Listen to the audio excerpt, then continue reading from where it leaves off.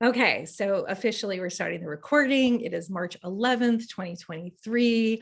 I am Sasha Rose, and we are here for Crucial Astro Dates for Women on a Sacred Mission, Part 2, because Part 1 was just getting that party started. And really, the main thing that I wanted to impart in that Part 1 is that Venus is really important, really important for creating the kind of future that we want in this incredible, never been seen, never been lived through before time that we're living through.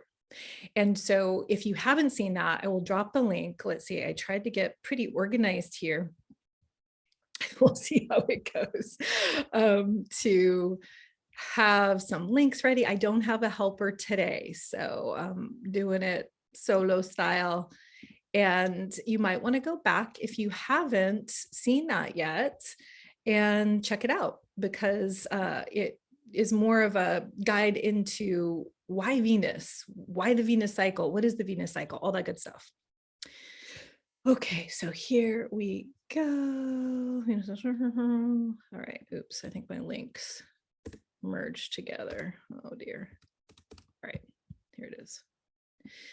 So did any of you who here saw that presentation?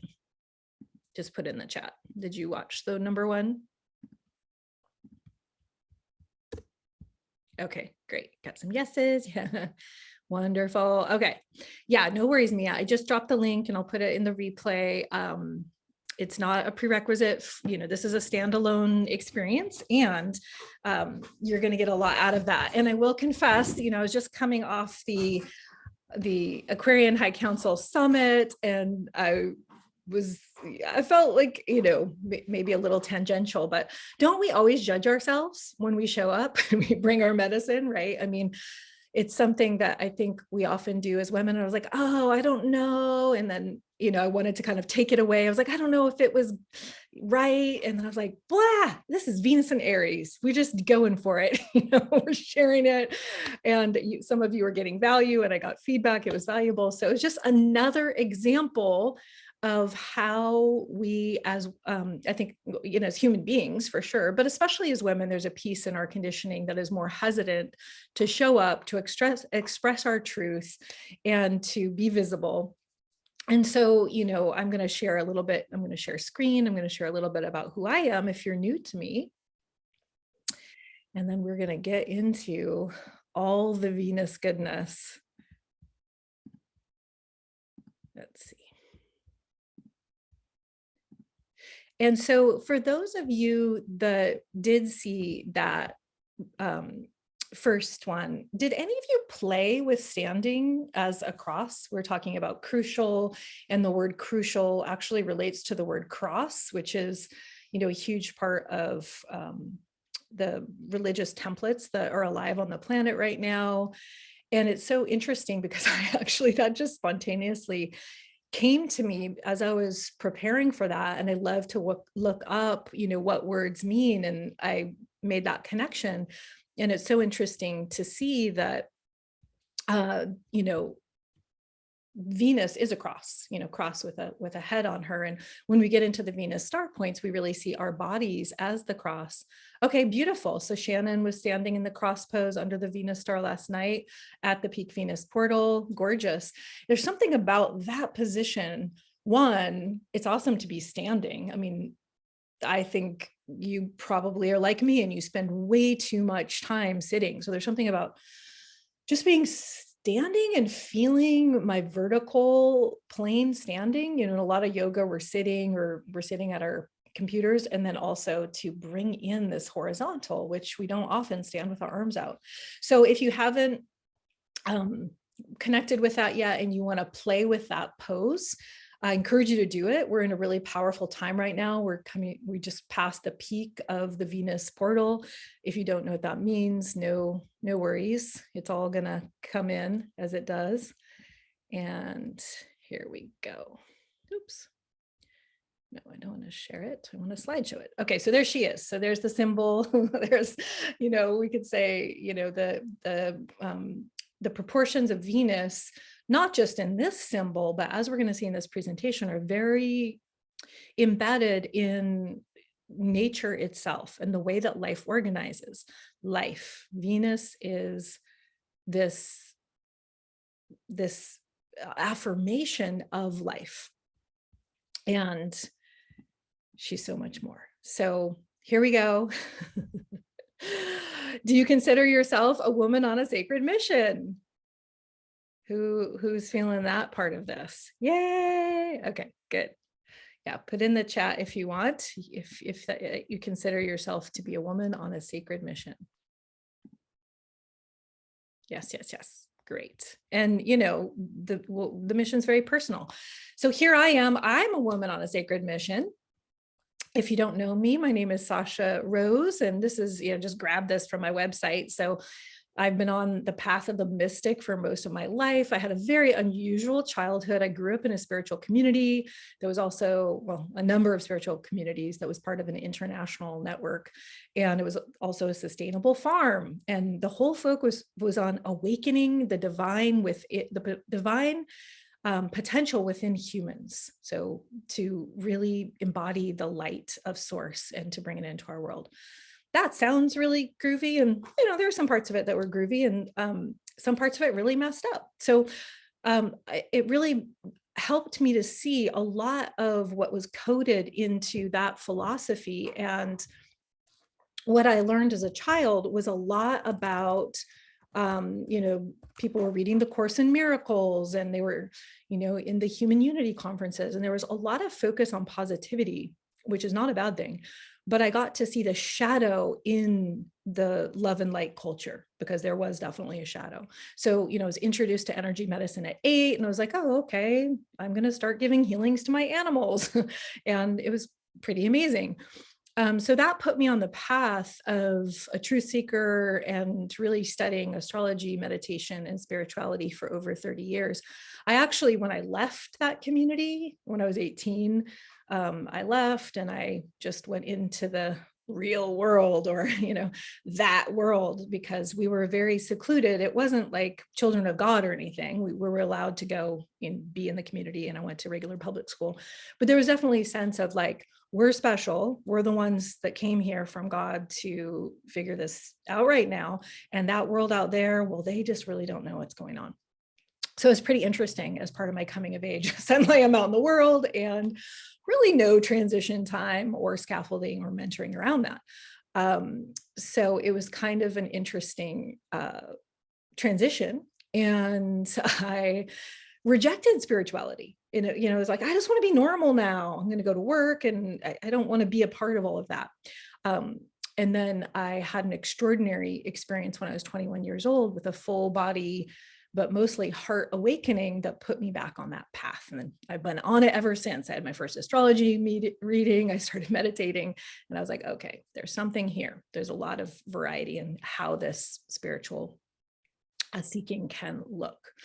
So in 2012, I founded Venus Wisdom specifically to offer astrology with an emphasis on the resurrection of the feminine principle, and in support of us showing up and embodying our inner wisdom.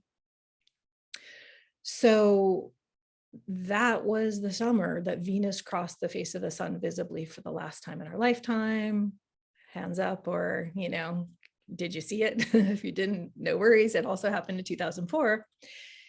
And that was when I conceived my daughter, but I actually had no idea that that was happening. So I wasn't on the page until 2012.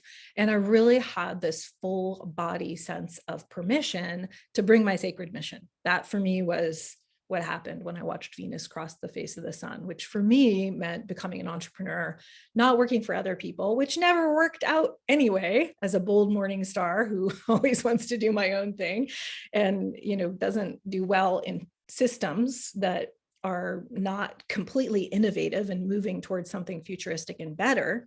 So I was always chafing under the systems as a teacher, working for nonprofits. And so I went out on my own, and I started this path of an entrepreneur, which is, whew, what an initiation. So I've been studying the Venus cycle intimately since then. And I shared this wisdom with over 1,000 women. I need to slow down. I'm just like Venus and Aries, like getting here. And I'm like, okay, we're here. Catch your breath. And a lot of that's been through sessions and teaching. And then there's been 40 women. And I was counting, how extraordinary is this? 8 times 5 is 40. If you start to learn the numbers of the Venus cycle, and 40 women have gone through the program that I designed and launched in 2020 called Heroine, Journey of Awakened Heart. And that's a mentorship program to really have guidance for visionary heart-centered women to learn how to sync with Venus and to activate what I call our inner heroine to fulfill their sacred purpose. So what are the chances? 40 women. And also, at the end of this time together, I am going to share, there is, not only am I going to share kind of an arising insight that I think is really important for this particular Venus cycle and where it lands in this whole watershed change moment that we're in the recreation of culture. But I'm also going to share that there's an opportunity to work more closely with me that hasn't happened in over a year. So I'm opening up some slots in Heroine. I'm also doing some personal sessions for the first time. So if you want to know more about that, definitely stay till the end and I'll share more. So here we are. That's me. So glad to be in this amazing global community with you. So if you've done this before, if you've been in the field and learning about Venus, I just want to invite you into the way that we get the most out of this process with learning to sync with Venus. So you're really tapping into something new. So we're accessing our feminine way of learning by engaging curiosity and just choosing not to know and getting excited when we don't know, allowing ourselves to be in discovery and just softening any judgment about getting it wrong. Because I'm going to bring a lot to this presentation. Okay. So if you find yourself getting overwhelmed, just know that it's, you can soften and you can avoid getting stuck in that story around like, oh my gosh, I don't understand, something's wrong. So we're learning the art of cycling. And it's a process where we come back to it again and again. If you decide to sync with Venus, you will never be bored because it's a constant, it's like a living contemplation that keeps opening. And so we're also learning the practice of synthesizing, because there's always, if you've studied astrology at all, it's like, well, the sun is still in Pisces, but Venus is in Aries, and there's this thing going on and that thing going on. And that's why a lot of people get overwhelmed when they're learning these maps and systems that have a lot of complexity. So we're learning how to flow, and that fluidity, it can feel chaotic because we're not, it's not linear and fixed and focused. But when we relax, we can really still let our body receive it, let our deeper places receive it. And I feel like this really strengthens our multidimensional nature. We are multidimensional beings, and it really puts the mind more in service to the heart. So when I talked about this event, I wanted to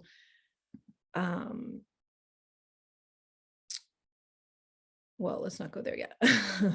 I wanted to, really share that this cycle that began on January 8th is a particular potent one because it's giving us guidance how to align with our purpose and manifest the resources to fund our new earth dreams. This particular cycle, so this is before we begin and we get into it, I want to just emphasize that again. It was in the content when I put the call out. So you might have read that. You might have been like, oh, I want to know about this cycle. What is it about this cycle? Syncing with Venus is a brilliant practice to access our deepest feminine intelligence and align with our evolutionary energies to live as our truest selves. This is really a path of honesty, authenticity. So this cycle, particularly that started in January of 2022, is inviting us to mature into our wisdom, no matter what our biological age is, to face our fear of failing, doing what we really want to do, doing what we love. Failure is really important for this cycle and our relationship to failure, and really claiming failure as a teacher. Learning to trust our heart's authority, our inner knowing above all else, right? Venus is like, do you got it yet? That's the most important thing. And that's going to get more important as we move into a time that is going to become increasingly more digitalized, more deceptive, and less real, that you can feel the truth, because there's going to be a real limit in, I mean, not to say we shouldn't, we should definitely learn critical thinking. I feel like that's not even taught in school.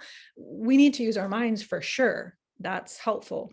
But there's, a way that data can be spun in any way to support any position, and it can be quite overwhelming. There is a path that is a direct experience of truth. I'd love to hear in the chat if you feel like you already have this knowing. Like you can just feel into something and you're like, yeah. So who are my scorpionic Venus designs in the house, right? It's like, I feel like, and we can all cultivate all of these superpowers, but for me in particular, one of my superpowers is that perceiving, because the perceiving, it's like knowing, but through your senses, not just with your mind. So who are my, might say BS detector. Yeah. Okay, great. And even if you don't have the Scorpio, it's like, if you have it, how delightful, because that can really support you. So we want to continue to strengthen this, and syncing with Venus will do that. So Janelle says yes, Christine says yes. Great. Jennifer, Shiva, Remy, hi Remy, Valerie, Valeria, great. Jamie, okay, Shannon, yes, okay. So we're really being called to be able to make some decisions very quickly as things speed up and things change very quickly. We're about to live through the kind of change that we can't even imagine.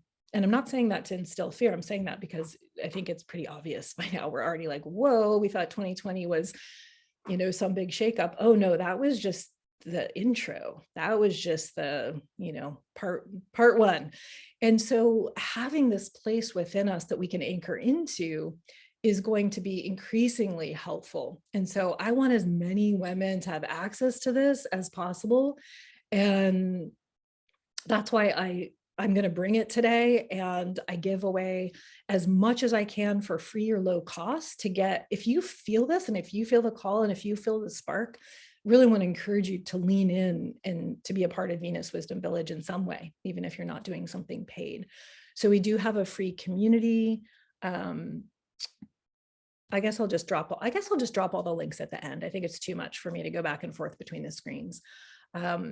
So you can join that, and really you can participate in this living experiment by sharing your experience of Venus from the inside, which, so many of the women in the heroine are already doing that. And Shannon, so beautifully, she just posted in the group and, has that internal experience that arises and gets activated, and it's just beautiful. And then we can start to understand each other's designs and really learn that way. So I just want to say to Janine, yes, your Sagittarius synthesizing powers will definitely help. Sag is the synthesizer. So all of these different, we're going to go through the heroine's journey through the zodiac. And so we're going to go through the blessings of each of these signs. So, it's all helpful, and you all have these energies somewhere in your chart, even if they're not a major part of your Venus design or Venus avatar. Okay, so I'm going to do a little more intro here, and then we're going to actually do meditation. And we're going to drop in and experience our own Venus. So another thing I wanted to say here, and I guess I'll just stop that slide because it has nothing to do with what I'm saying. I just want to say, and I didn't see if there was men here, but men are totally welcome here. I specifically, my sacred mission is to work with entrepreneurial women to activate these potent parts of their feminine design to be able to show up. That word that keeps coming is embolden. I want you to feel emboldened to bring your unique spiritual gifts for this time, to bring your medicine. So I work with women entrepreneurs or women that want to be entrepreneurs, but men are welcome. And so I got some emails from men that were, sad or feeling left out. And I'm totally happy to hear your experiences too. It's just this framework has been developed with working with women. And as we'll see, there is something to actually being a woman and having a womb around this work. Okay. Beautiful. I'd love to read more of the notes, Lucille. I will catch that at the end, and I will open up for questions as well. So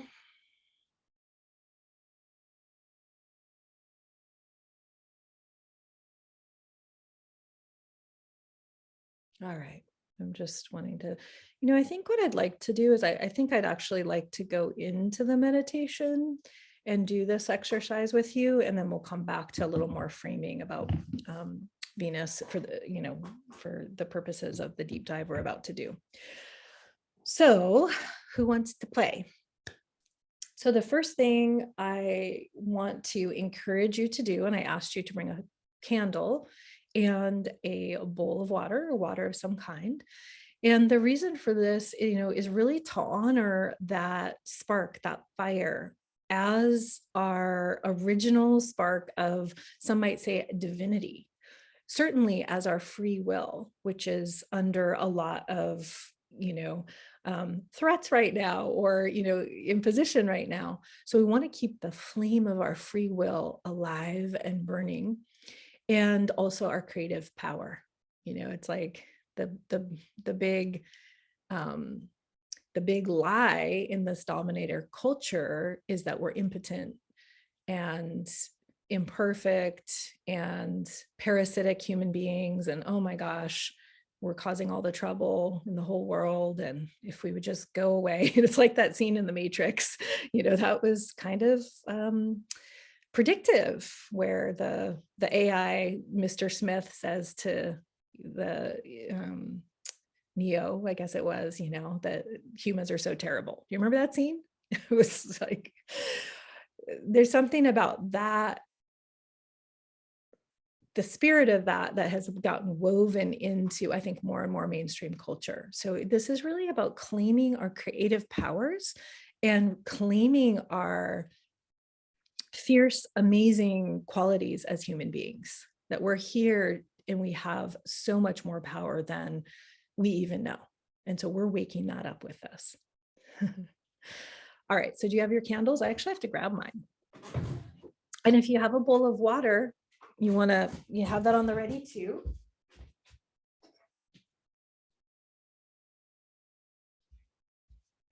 Just somewhere.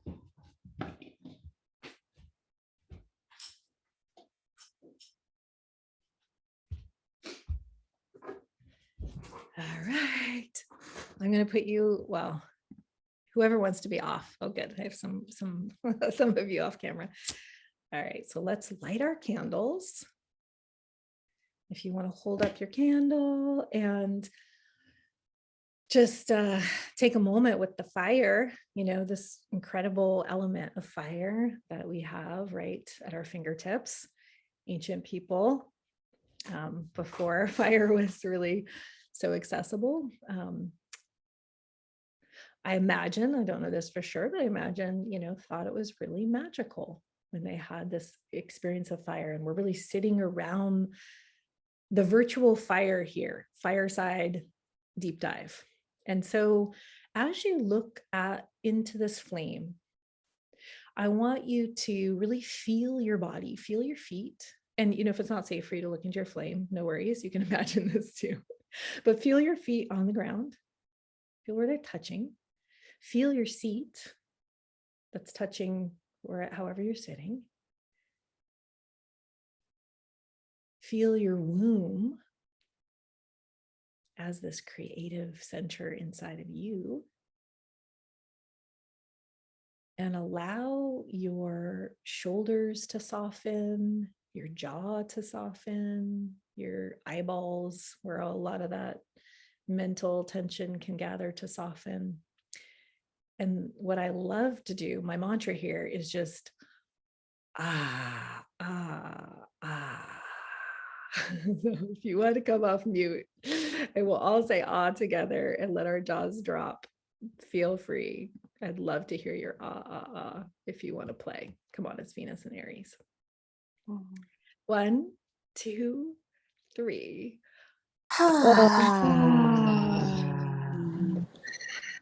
Ah, good. So that is the secret gate here. That jaw is the control, the controller. So when you want to drop in, just letting that go.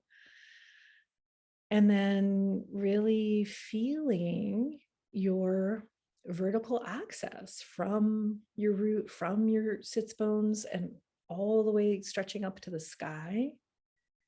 And the top of your head, your crown, being aware of the spaciousness above you. Just feeling that with your body. And then again, in that vertical axis, you might feel with that you want to stretch up a little towards the sky. You know, sometimes your spine is like, oh, that's yummy. I want to stretch. And then really feeling your root and becoming aware of the earth underneath you. And all the waters and crystals and stones and microorganisms and ecosystems underneath you in the earth, without needing to leave your body.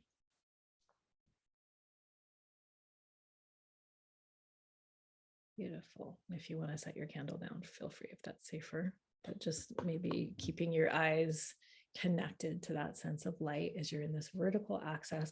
And if you want to bring your arms out for a moment and just feel that stretch, that horizontal access, and notice how that energy concentrates into the heart when we're in that position of the cross. I don't know if yours does, mine does. And taking a few breaths there. I love that some of you are standing. I think I'm going to do that too. It feels really good. Standing and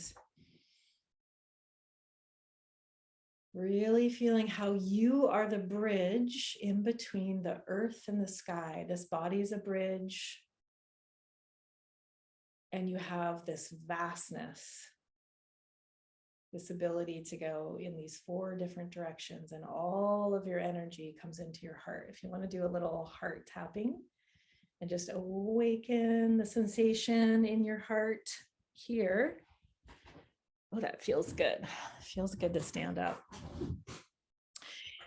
And then, you know, you can do whatever you wish, but we're going to go inside for a little visualization. So you may want to have the security of sitting, but feel free to play however you want to play, with your soft jaw, with your fire nearby. So the water bowl that you have, let's bring in the water. This is the sweetness. This is the care. This is the flow. So we have the flame of that inspiration, and we also have the water. So making contact with that water in some way. You might want to anoint yourself. I mean, again, this is part of the sacred rituals of this world, is anointing with water as well, fire and water. And just making contact with that and feeling into the quality of these 2 primary elements. So as you, I wish there was a way I could put my candle on, you know, I need a little floating candle on the water. That's so pretty. I love that. I want to merge them together. So as you're really now feeling more your body, I want you to activate your magnetism, your inner magnetism, and just pull all of you deeper inside of you. So our feminine nature is our attention in. So really feeling more of you inside the boundary of your skin. that magnetic quality of deepening inside.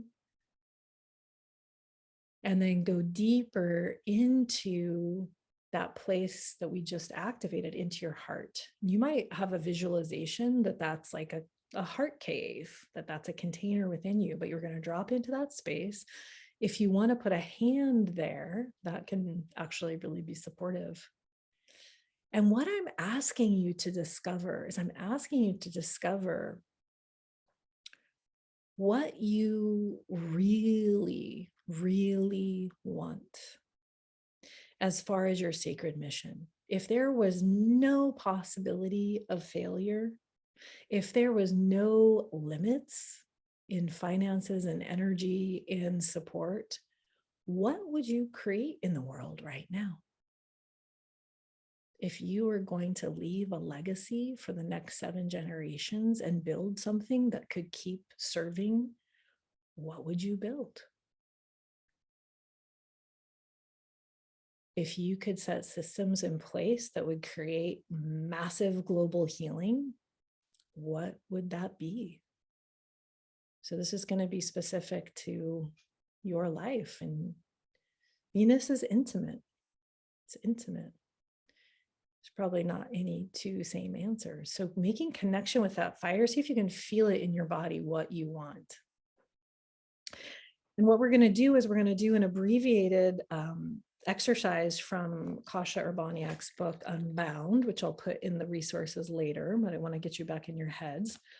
So I want you to close your eyes and not only imagine that desire. That's the first step here. I want you to imagine having it, having created that, having received that, have the fulfillment of it. So holding the desire in your mind, imagine exactly what it would feel like to have that fulfilled. Deepen into that feeling and notice the sensations that arise when you imagine having it. How does it feel? Do you feel hot? Are your cheeks flushing? Are your lungs opening? Is your breath shallow or deepening? What's going on in your stomach? So where do you feel this desire in your body? You might want to put your hands there. So if it's in your face, if it's in your head, if it's in your shoulders, amplify where you feel the fulfillment of this desire in your body. It might be in your back, it might be in your feet, wherever it is.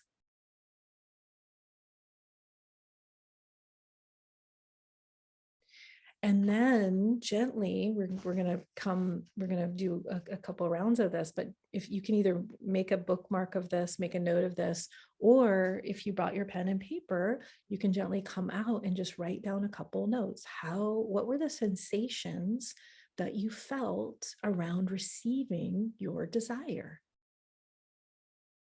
And you might want to just note that so you remember later. Sorry, I should have had you have the pen and paper on hand. You might not. If you don't, just keep it in your head. Okay, so scribble a little note so you can come back to that. Some keywords. And then we're going to move into our emotions around it. So we're going to go back into that space. And I want to encourage you to use that magnetism to just pull yourself right back in there, right into that center between the meeting of the 2 crosses, right into that heart space. And to again imagine what it feels like to have that desire fulfilled for your sacred mission. It's like, okay, mission accomplished, it's done. And what are your feelings around it? Are you feeling excited, elated, terrified, nervous, anxious, giddy, expansive, proud? Are you experiencing dread or contraction, satisfied? So just noticing, what are the emotions that you have about having this desire fulfilled? And then again, once you have those and you've received them, you might want to grab your notebook and make a little note. What are those? What are your feelings, emotions? I actually distinguish between emotions and feelings. So emotions around having them.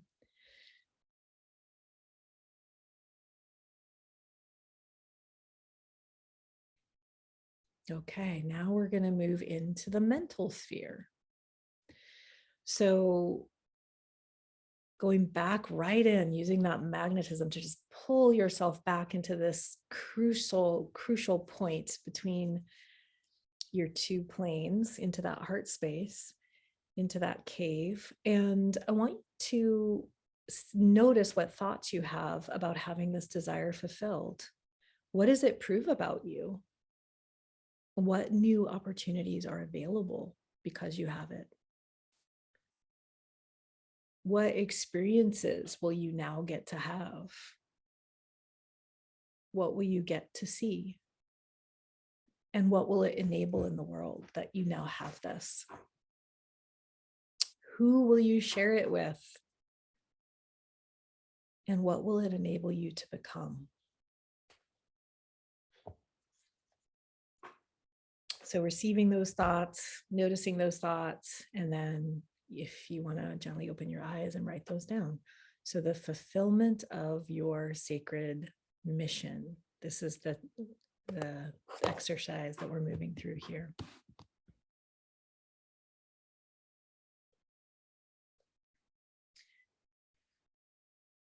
All right.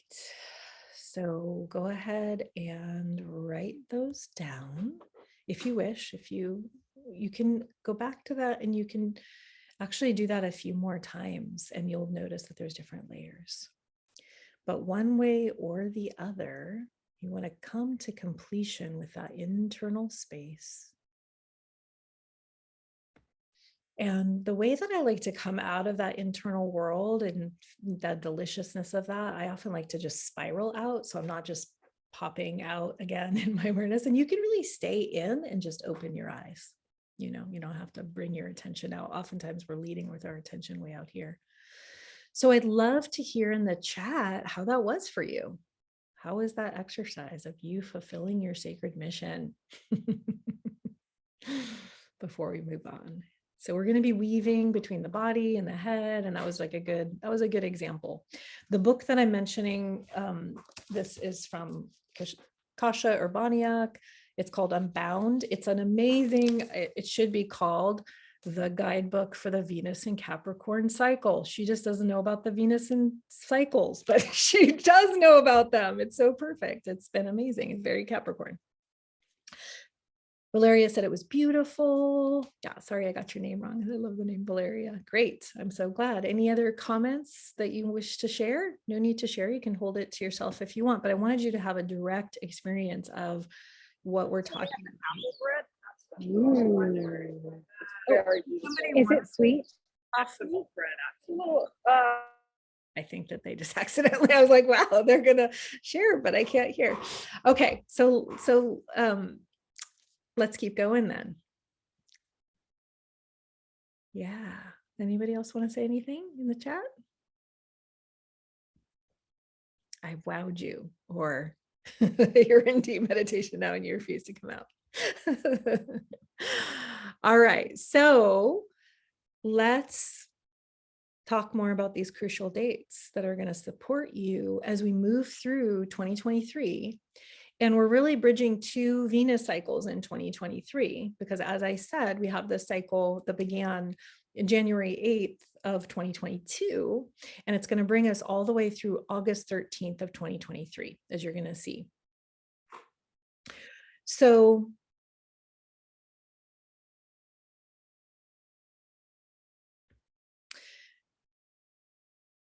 all right, so how many of you got the Secrets of Your Venus Sign guide? I'm going to be going through that, and I will drop the link at the end, but that is a living document that really talks about these mysteries from the inside. And there's a lot that's gone into how to describe, these different energies, but we can always learn these archetypes and really work with these archetypes consciously, because so much of what's happening in the way that we're getting manipulated is that archetypes are getting manipulated, stories are getting manipulated in order to create a certain response or reaction in us.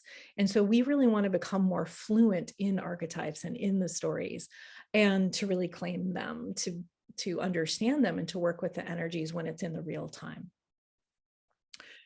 So I think I'm going to go back to the share here, the screen share.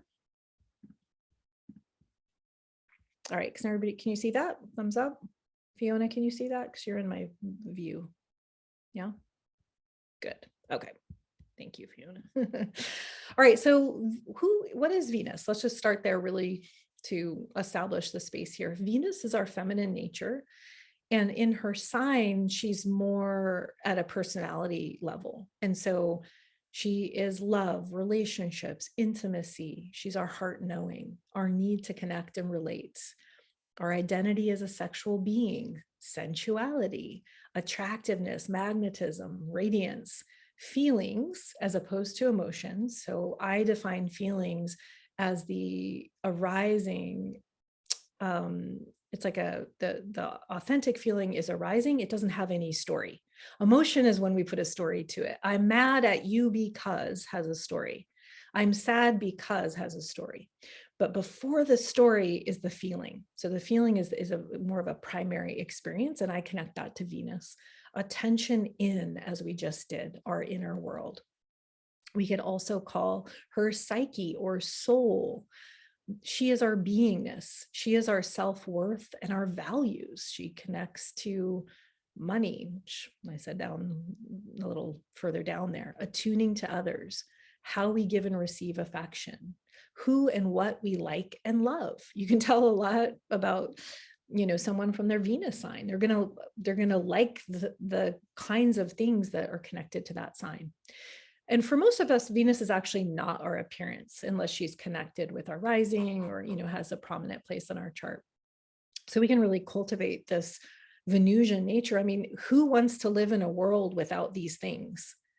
Be like, okay, there's going to be no love, connection, pleasure. It's like, no. But that is the digital world. That is the virtual world, in a sense, that we're being driven to go into more and more and more. There isn't the connection. And you notice that people online will say the nastiest things that they would never say if they were, you're sitting with them in the real. They would never say it. So there's a way that this is part of the Venus as the golden key into the age of Aquarius. As we become more digital and more virtual, we want to keep that humanity. We want to keep that kindness. We want to keep that awareness of other people. And to be able to connect and feel into them, right? So that we're not just these virtual beings relating. And that's part of the reason why I call it a Venus avatar, is to be a little subversive, because I'm talking about the organic avatar. I'm not talking about the digital one that looks, super sexy. And, like now I'm going to go get, surgery to try to look like my filters that I'm using in my social media. I actually heard that people are doing that they look so good in their filter from, what is that app? I can't think of what it's called, but, now all of them, they want to look like the AI version of themselves. So there's really, our Venus is our love of ourself as we are, as our authentic being, I would propose. And so on a spiritual level, Venus represents what I would call the solar feminine. This is her dance with the sun. So the solar feminine is being anchored as we move into the age of Aquarius. Symbolically, Sun and Venus are the union of love and spirit, eros and heart. We could say divine masculine, sacred feminine. And this union infuses the solar feminine. So she radiates light, embodies the light, and shows us how to live from not knowing, to receive each moment as it arises. And yet she has agency. She risks. Her leadership is sourced in the trust of her heart. She is love in motion. So this is more her cycle. This is more the spiritual side of Venus. And obviously her connection to the sun. She's always and forever working in partnership with the masculine. You can't separate them. And yet, because the feminine has been so diminished in this current dominator culture, we want to give the space for the feminine to come back online and to really lead through that deeper feeling heart place. So here's a quote from Ariel Gutman's book. And she says, looking at the Venus star points through the zodiac reveals what qualities Venus endows to people and how it affects historical eras. By synchronizing our minds and bodies to become attuned to the Venus rhythm, we're more attuned with the cosmic energies representing the heart, Venus. When enough people become aligned with their hearts, love spreads like a giant wave around them and peace and healing occurs. Wow, I love that. And I also love that I came upon Ariel's book after I'd already started using the term syncing with Venus. So I really pioneered this way of syncing with Venus. I do recommend Ariel's book, which is called Venus Star Rising, if you want to understand the mechanics and some of the things that I'm going to touch upon, and also the historical eras. Just know that if you get in deeper with Venus wisdom, Ariel doesn't use the phases and she determines the star points a little bit different, but her book is amazing. And the thing that's really amazing about it is that she legitimized Venus in the astrological community. So Venus is often diminished as like, yeah, kind of not so important. And Ariel's work really brought her in, especially through these larger cycles, these, cycles where she's in a star point for over 100 years. So that has much more impact than Venus in a sign is moving through, almost like a day, almost like the sun, almost a degree a day. It's like, well, that didn't really feel that. Well, a star point, she's going to hit that star point, the same point, not the same point, the same sign for 100 years. And, these repeating patterns, as we'll get into a little bit in this. So I totally appreciate her and I honor her. And she's a true elder of, the Venus work. Okay.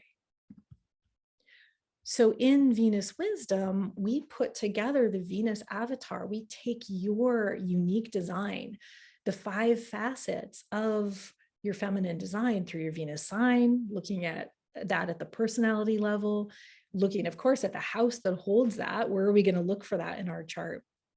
And then the Venus star point. Where did Venus and the sun unite in the cycle that you were born into?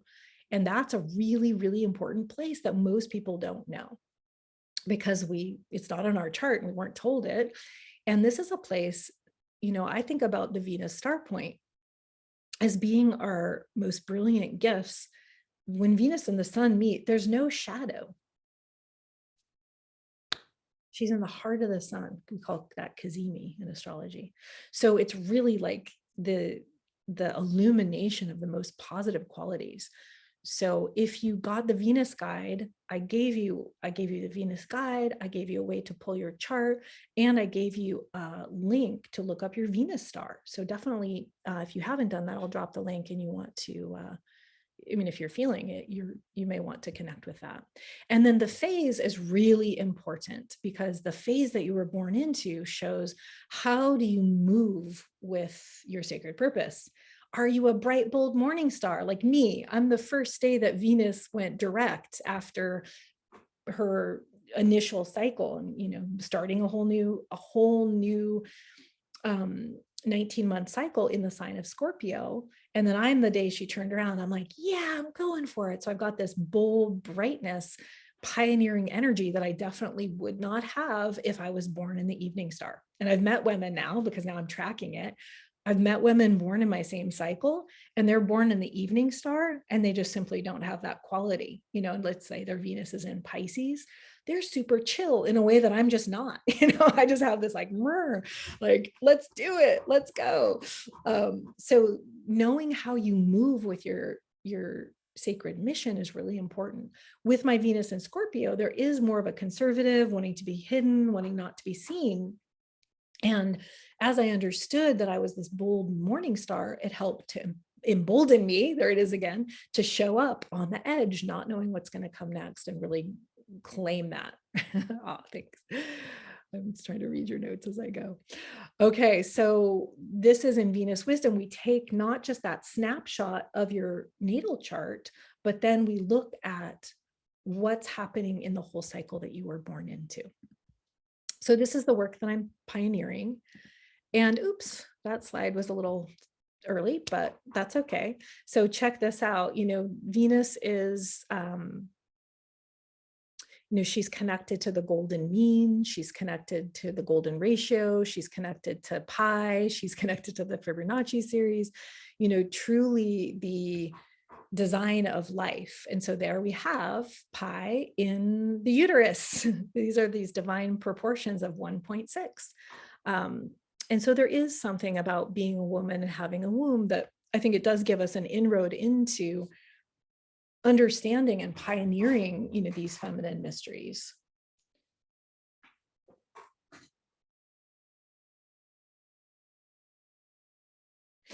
Okay, so Venus has 4 major cycles, and they repeat, so yeah, I kind of got on this slide. Hang on one second. Let me see if, well, I'm just going to go for it. So here's some more spirals. Here's some more 1.6 ratio. So this imprint of Venus is everywhere. And so the place where she meets the sun, every 1.6 years, and there's a lot of these sacred numerology that shows up in her cycle. These proportions are actually how life forms. And so you can see those formations in a lot of these different natural phenomena, including the human fetus. Her cycle is 19 months, which is 2 9.5-month gestation cycles. So in that morning, bold, bright birth, when she first meets the sun closest to the earth, we are invited to go on a journey. We're invited to use that cycle as an initiation process.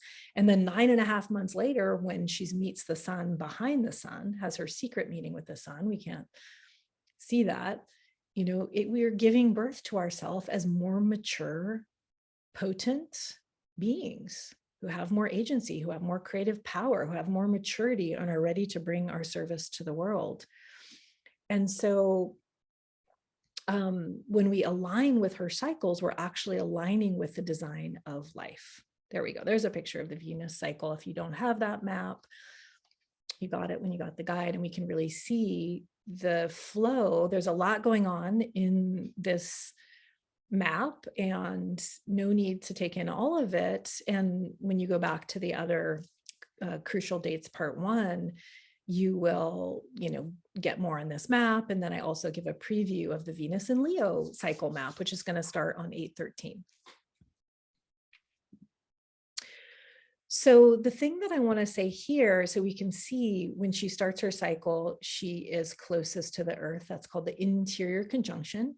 And in this little golden line is her invisibility. So she starts in this reset when she's invisible, and then she embarks on her heroine's journey. She comes out of the gate bold and bright, goes direct after being retrograde for 30 days, and she's on the journey. And so these marks here are the different astronomical happenings in her cycle, like number 2 is her first point of visibility. Number 3 is when she goes direct. Number 4 is her greatest morning brilliance. So she's really taking her seat, and then she's getting called to the journey, the path of transformation.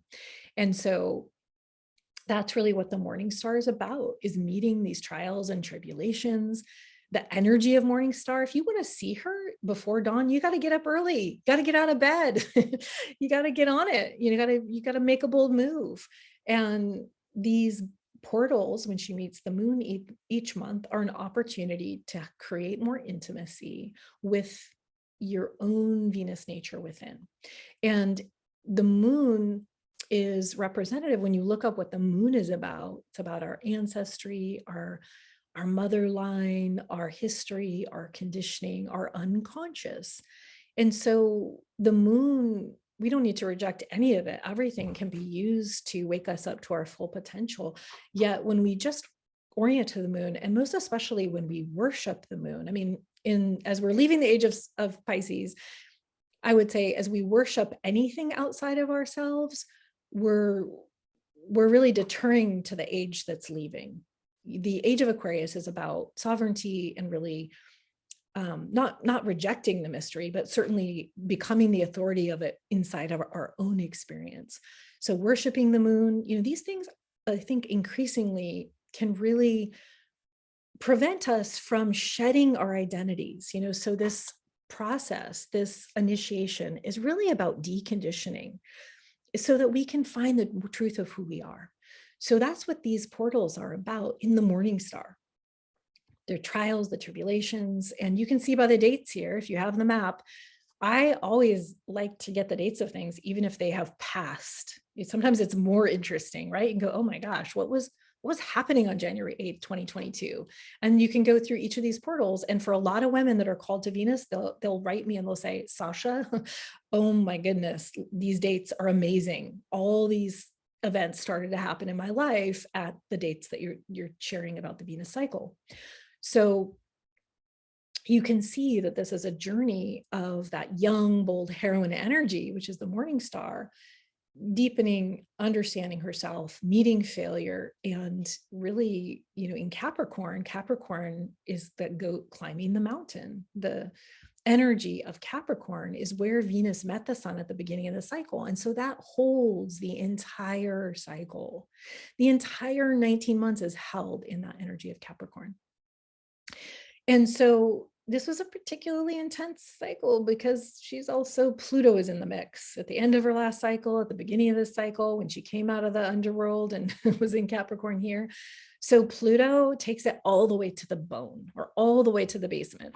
So you may have experienced that, and it may be really helpful to look at what fell away. What did you get more honest about? Pluto can be relentless in wanting to get to the truth. But in order to, not in a vindictive way or not in a harming way, but in order to claim our power, Pluto's about power, and going into the underworld is about power, having that initiation, which most cultures have lost initiation for coming of age or for big life changes. So we can claim that again for ourselves. We can always be in an initiation when we're syncing with Venus and deepening into who we are.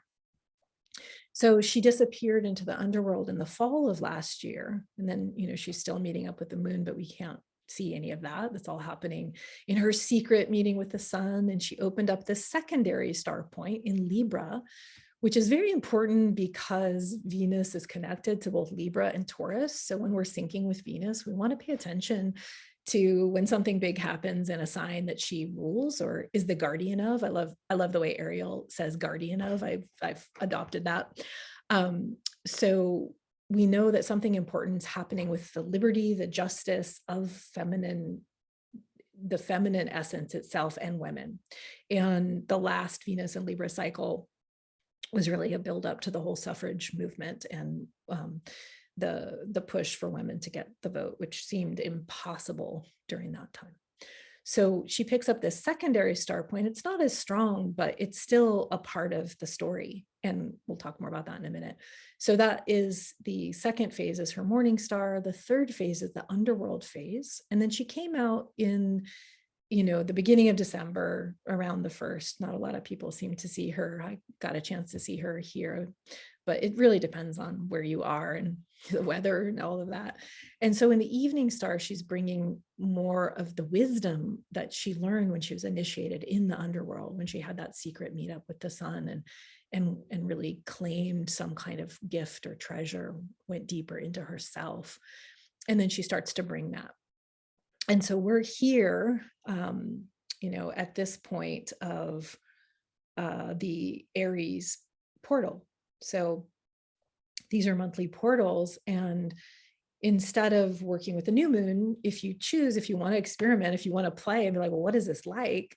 You can experiment with using that as the opening of your month. And the moon is right there, but the moon is not the focus. It's more of acknowledgement of the lunar feminine, the solar feminine are together, but really the emphasis is on Venus and the sun.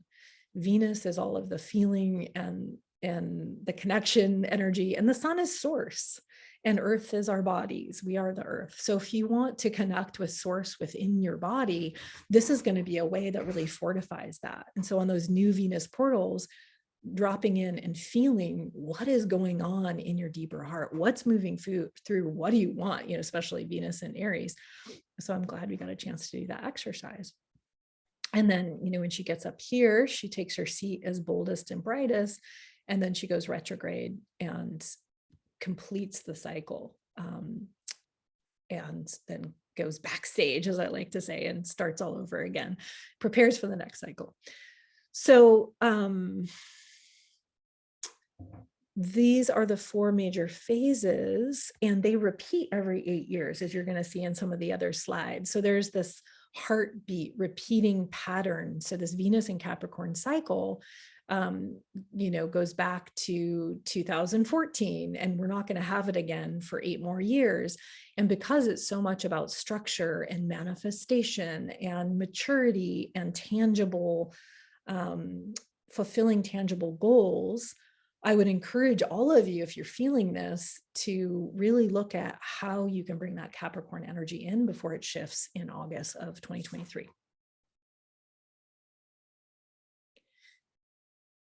Okay. I'm not used to having notes. It almost makes it harder for me. I finally have like another notes on the side.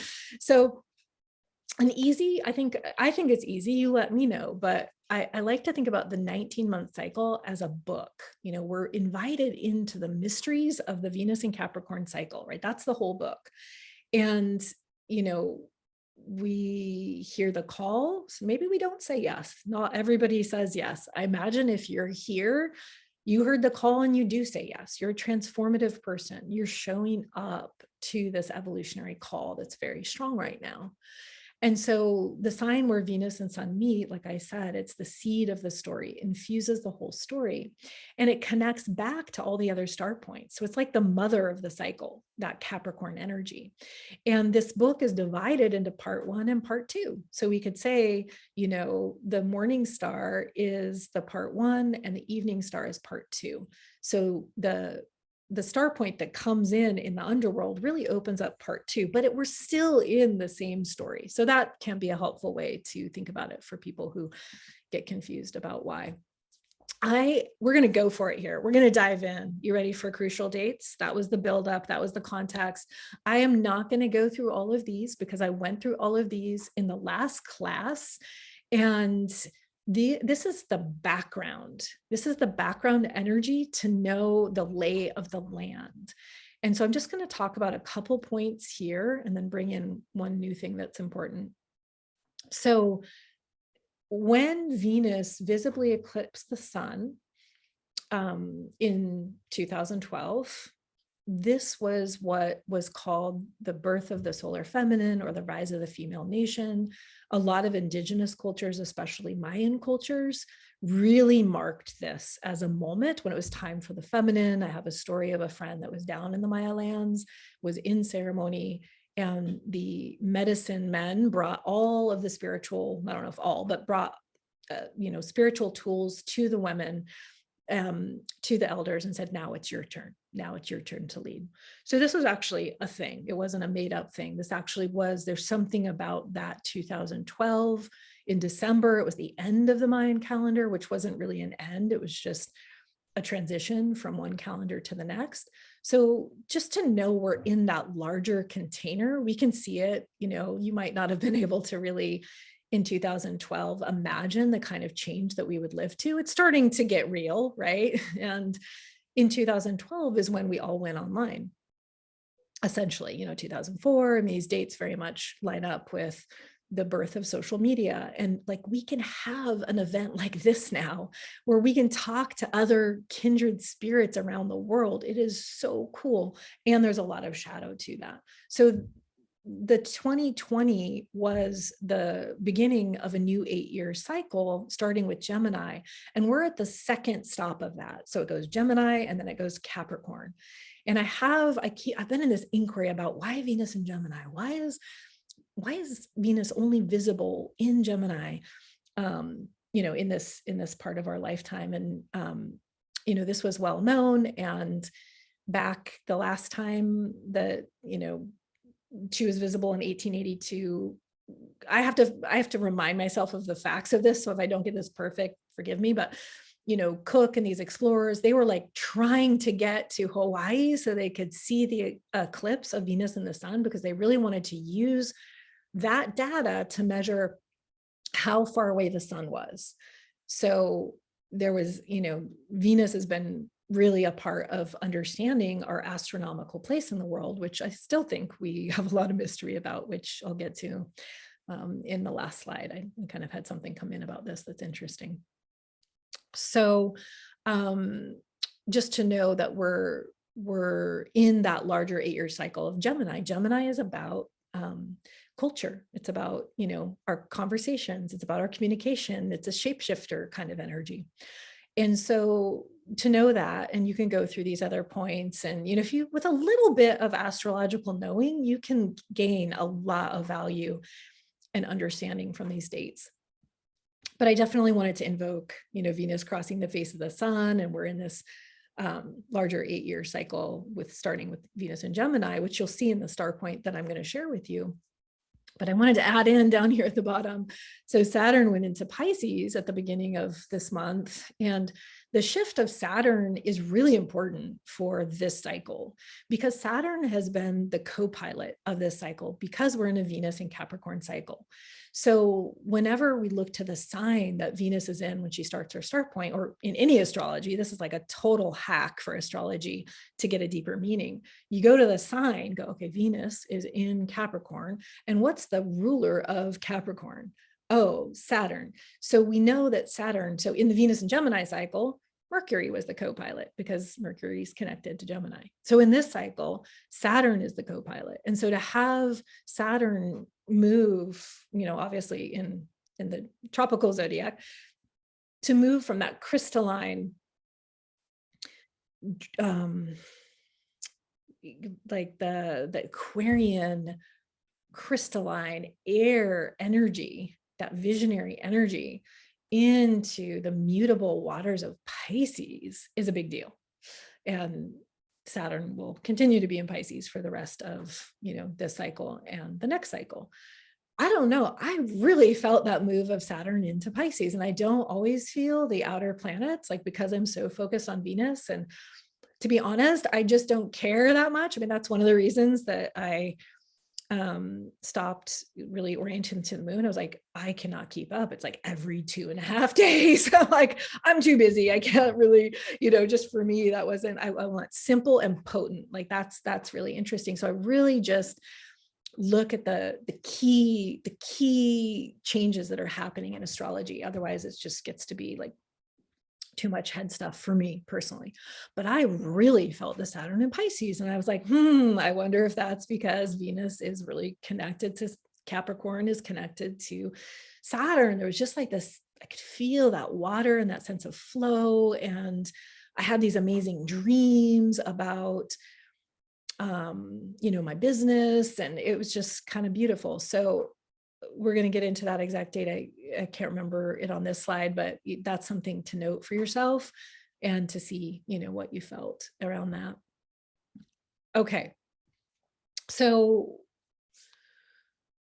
I think I've kind of covered this, but here's another beautiful golden mean manifestation with the rose. And so we're aligning with nature when we begin to understand this cycle. Okay, here is an image of the star point, and you can see that Capricorn has been the place where Venus and Sun have met. The white means that Venus is meeting the Sun in the underworld because she is direct, and the yellow is she's meeting the Sun retrograde. And so she's the closest to the Earth. So that starts the cycle in the Venus wisdom way of looking at this, starting the 19-month cycle. So you can go back to January 11th, 2014 to get an echo of what's happening with the cycle now, which started January 8th, 2022. And then there was 2 underworld meetings. So those are usually just less, for me, less obvious. Whereas those beginning, like that actually was, I had an open house on January 11th at my new office, that I had just rented so that I could do body work, healing, and astrology and work for myself for the first time. So it was very tangible. It's like the ideas happened in the Gemini cycle, when I saw Venus, and I was like, I really need to have a big shift in my life. And, there was like the idea space of Gemini, and then it really landed. So whatever ideas and contemplations came in for you in 2020, the summer of 2020, this cycle is landing them. That's why I'm encouraging you to get serious, get disciplined around what you love, around a practice of knowing your inner wisdom. If you have a question, if you have to make a decision, to learn how to trust that inner compass is so important, because it's like you're really fortifying your own process in relationship to the cosmos. So everything's just stronger. It's like, let's work with these energies. The next cycle in Leo is going to be very different. Leo is fixed fire. Leo is about play and creative and erotic energy. And, I think there's a lot of beauty and excitement. I'm excited for the Leo cycle as well. This cycle's been a little bit of a booty kicker, but that's, kind of how Capricorn and Saturn work. So, and with Pluto in the mix, no surprises there, and I like to say the deeper we dive, the higher we can fly. So we're being asked to dive very deep, and we have the opportunity to also fly very high when we honor that process, when we honor the humbling, when we honor the initiation, when we don't cleave to our old ideas and comfort. Like if you're someone who's like, I just want to stay safe by adhering to the status quo, I do not recommend that you sync with Venus, because it will be very hard for you. Because I had no idea I was going to end up, this much on the edge, this much on this cutting edge. So many of my beliefs have been released naturally. No one told me to. It was a natural process. It was a purification. And so many of those beliefs they weren't relevant anymore. They came from someone else, or they just didn't fit anymore. So this is finding safety in a radically kind of in the unknown, in a way, in your own process internally of creating safety through your own heart. I feel like the heart, I don't just feel that. The heart is the most integrative place in our being, and the womb holds the heart, and the heart holds the head. It's not like we have to choose between them, but our heart can truly hold it all and guide us through. So anyway, that's my wrap on that. So it goes like this. It goes Gemini into Capricorn, into Leo, into Aries, into Scorpio. That star point is now changing to Libra. Came in for the first time Libra October 22nd, 2022. Lots of 22s going on there.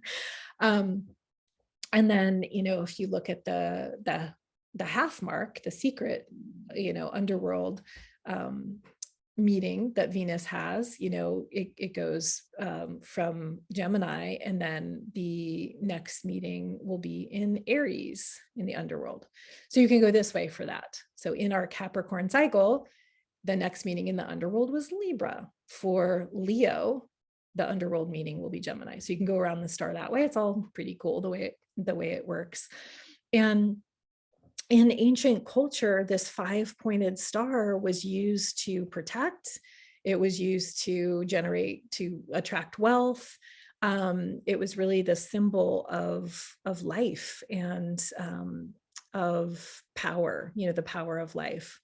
And of course, we know the upside down star is connected to Satanism and anti-life. So there's something to knowing what direction you want your star. Here's another beautiful map. If you got a chance to go onto the AstroSeek site, I'm so grateful for Petra for creating that site. So you can look up your star point, you can see your whole 19-month cycle and see the astronomical events that happened through it. Very amazing to me.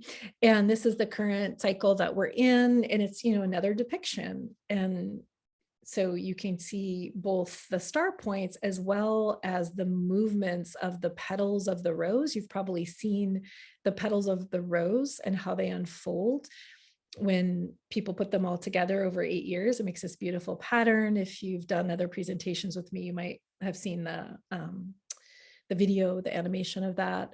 So it's another way to look at it. He calls it the full Venus when she's closest to the sun, and then calls the new Venus when she's closest to the sun, morning star, and then the full Venus as evening star. So everyone's got a little different way of thinking about it, but it's amazing no matter which way you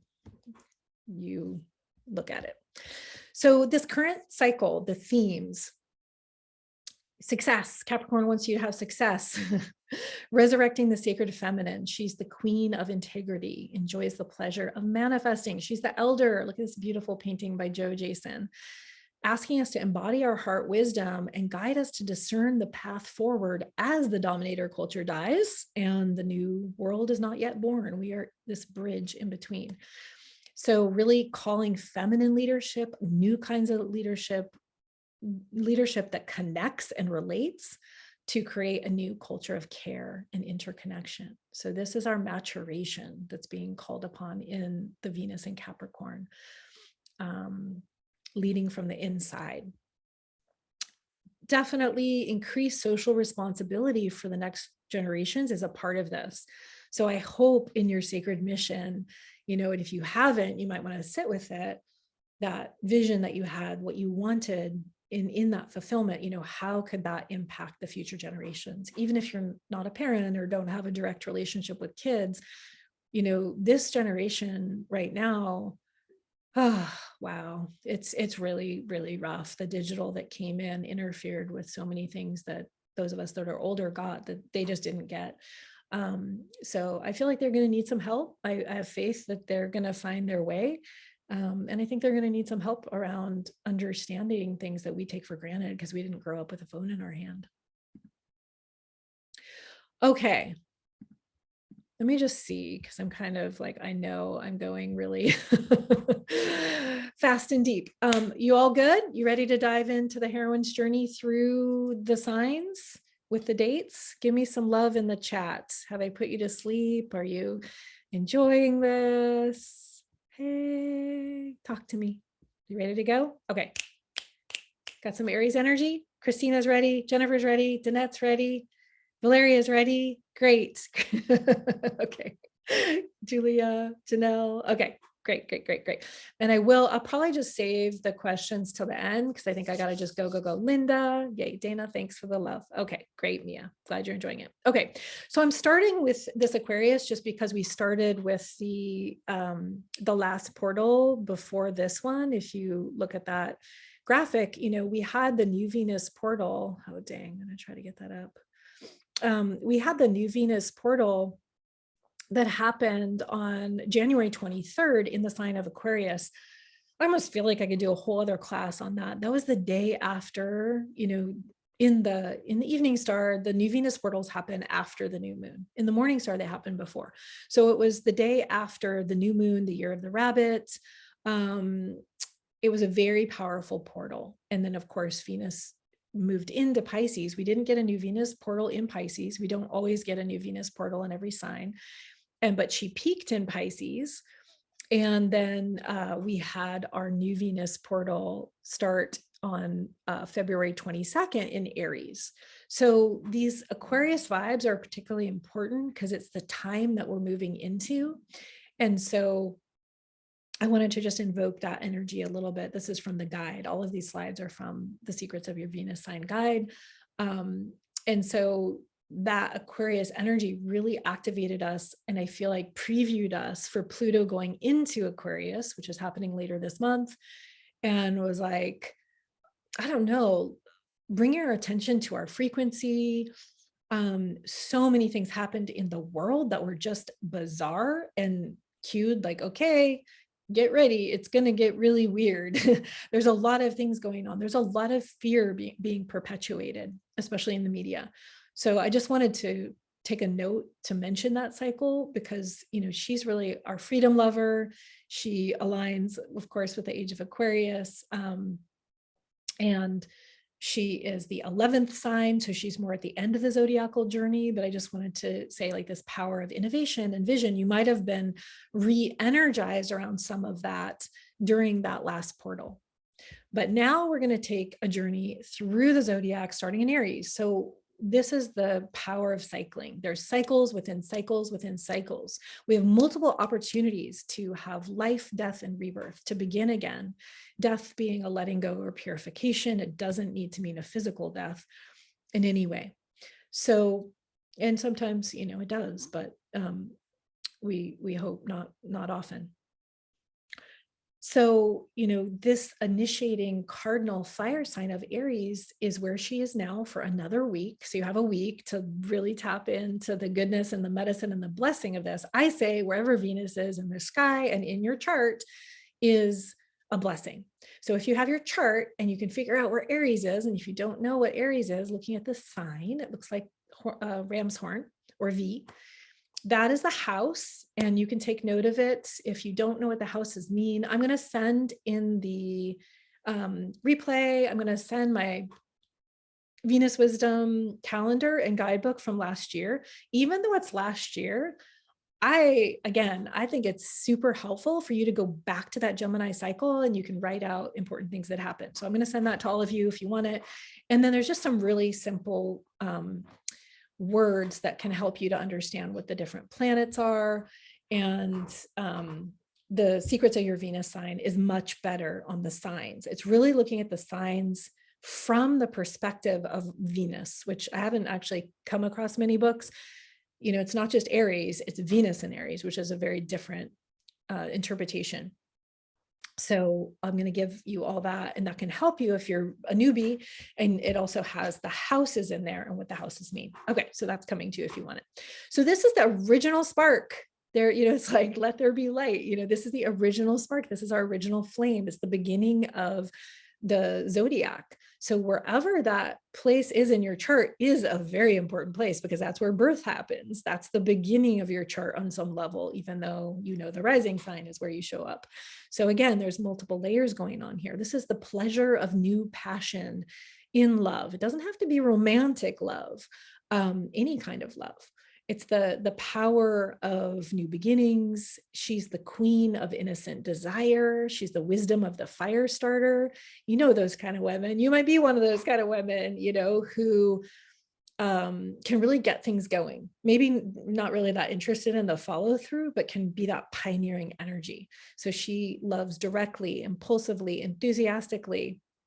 And I'm going to let you read through. You'll get all of these slides too, so you can read through everything. You have your guides, but I think you get the picture here. She's connected to the sign of Mars, which, Mars is about to change signs pretty soon after freaking 6 months and his own retrograde cycle. That is going to be epic. So I put it in the key dates because, we can't ignore something that important happened with Mars. So this Aries energy can ignite you when you take the time, especially in nature. Aries loves to be in nature, loves to be physical, get out under the night sky, get out in the rain, claim that power of daring wherever it is available for you. And then we'll go through I'm just going to go through each of these, and then we'll go back and get the dates, because I couldn't pull that off. Trying to do that when we were starting. I was like, I just got to start. I ran out of time per usual. All right. So then she moves into Taurus, and that's the ability to hold the spark. And what informs that? Our sense of self-worth. Can you hold the fulfillment of your sacred mission? What does that bring up for you? So there's this I hold, and she's nourished through the pleasure of her own body. It's like there's a whole world of resources in our sensations and the way that we can experience pleasure. I was in my core embodiment class yesterday, and we were massaging our ears to basically to support our vagus nerve, and it felt so good. I was like, who would have thought? Oh yeah, I forgot, ears are delicious. So this is Taurus. She's this pleasure and the power of embodiment, the pleasure of stabilizing in love and stabilizing what you love. So as she's moving through Taurus, you want to look at, how do I stabilize that spark? How can I ground things? How can I create structures? How can I get practical? And how can I take more time for pleasure in my body? Because I'm going to show up in my life in a much better way if I'm nourishing my own inner heroine. So to be daring and also to be nourished. Next is, oh no, Cancer is not next. Oh dear. Sorry about that. Please tell me the other slide. Got it. Okay, good. Okay, the third sign is Gemini. And so this is a changeable or mutable air. And here we're going to the beauty of the mind, considering options on her journey, breathing to find that center, to bring us back to the Taurus body. Oh yeah, I have a body, I got caught in my head, feeling the movement of the mind and knowing how to make a choice from that deeper place. She's the queen of curiosity. She holds the power of openness. And this is the pleasure of expressing love through the tone of voice, through poetry, through sound healing. She's the wisdom of the ingenue. Ingenue. I'm not sure I'm saying that right, but I love that word. I found that word. I was like, yes, that's it. So she's going to express her love flirtatiously, playfully, wittily. So that when we get to the part on the dates, and you're going to follow your own chart and find Gemini and know that that part of your chart is getting blessed up with this kind of energy when Venus is there. Okay, now the fourth is Cancer. Going back, this is initiating water, and it's really about the nourishment at a deeper level than the Taurus. I mean, both Taurus and Cancer are about nourishment, but it's the way that you can care for yourself. I look at this as the way in our heroine's journey, we learn how to mother ourselves, especially if we didn't get love from our biological mothers or caregivers. So it's this power of nurturing that we can give to ourselves, and then we can also cultivate that so we can give more of it into our lives. And she really is the queen of protection. So protecting what she loves because she cares about it. So she can be fierce. And even if you're not a mother, you can totally claim this power. We all have this power as humans. Even if you're not a woman, you can claim this power. So she's expressing her love sensitively, protectively, comfortingly. So you want to look at, and she's also a badass businesswoman, like Cancers, people that have this, or women that have this, are amazing businesswomen. But it's that initiating water, I don't know, there's something about the quality of this, the opposite of Capricorn, which is also about business and manifestation. So it's like she is the root and Capricorn is the height of the mountain. They can really work together.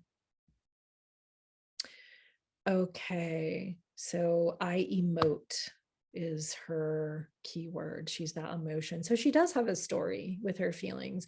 And with that emotion, there's an opportunity to rewrite the story. Like, this happened to me when I was young because, and then whatever story comes in that makes us wrong or less than, we can rewrite that. That's where the mother comes in and goes, oh my goodness, my dear, look how amazing you did in such a difficult situation. I love you. We can do that. Okay. And so Gemini was, I consider, I know we already did Gemini, but I don't think I said that. I'm being a little Sagittarian mutable right now. Stay with me. The fifth stop is going to be really important. Highlight, emphasis, underline. Venus is going to go into Leo. And this is the next cycle, is a Venus and Leo cycle. So as soon as she goes into Leo, and we're already getting previews. If you did the last class, the cats are already coming in. So she's stable fire. She's fixed fire. So that original spark becomes a flame, and she feels proud for saying yes to the quest and going on the journey. She wants to share her process. Ooh, got to fix that typo. So her creativity takes center stage.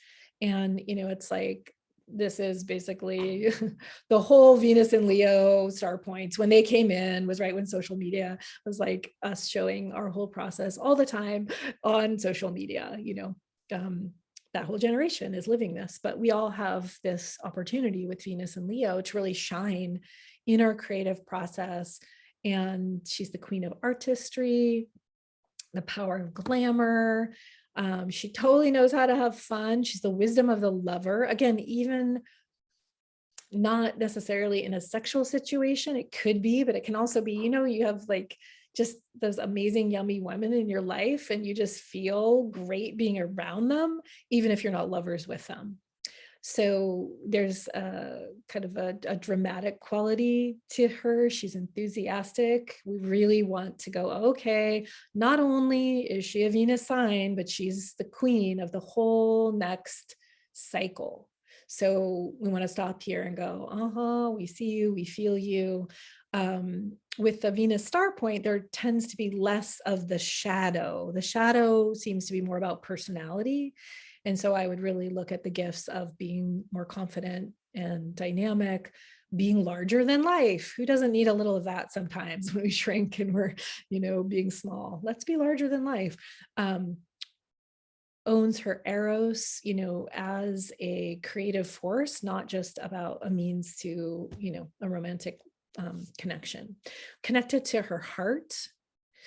Leo is connected to the sun, is connected to the heart. So the other thing I didn't say, it's like when Venus is the heart and the sun is the heart, and they get together, and it's like the cosmic heart gets to be held in, or the human heart, Venus, gets to be held in the cosmic heart of the sun. So the sun's going to be really important for this whole next cycle. It's always important, but every movement of the sun's going to be the co-pilot of the Venus and Leo cycle starting August 13th. Then we ground into Virgo. Venus is going to move into Virgo, and this is changeable or mutable earth. And the challenges get more real for Virgo because she's seeing how she can refine herself and others. She's seeing how things could be better. And she says yes to the work. She's devoted. She's in service. And this devotion fuels her and keeps her going. The art of perfecting is so much a part of Virgo, and this sign often gets looked down upon, but this is one of the most beautiful feminine energies, and the only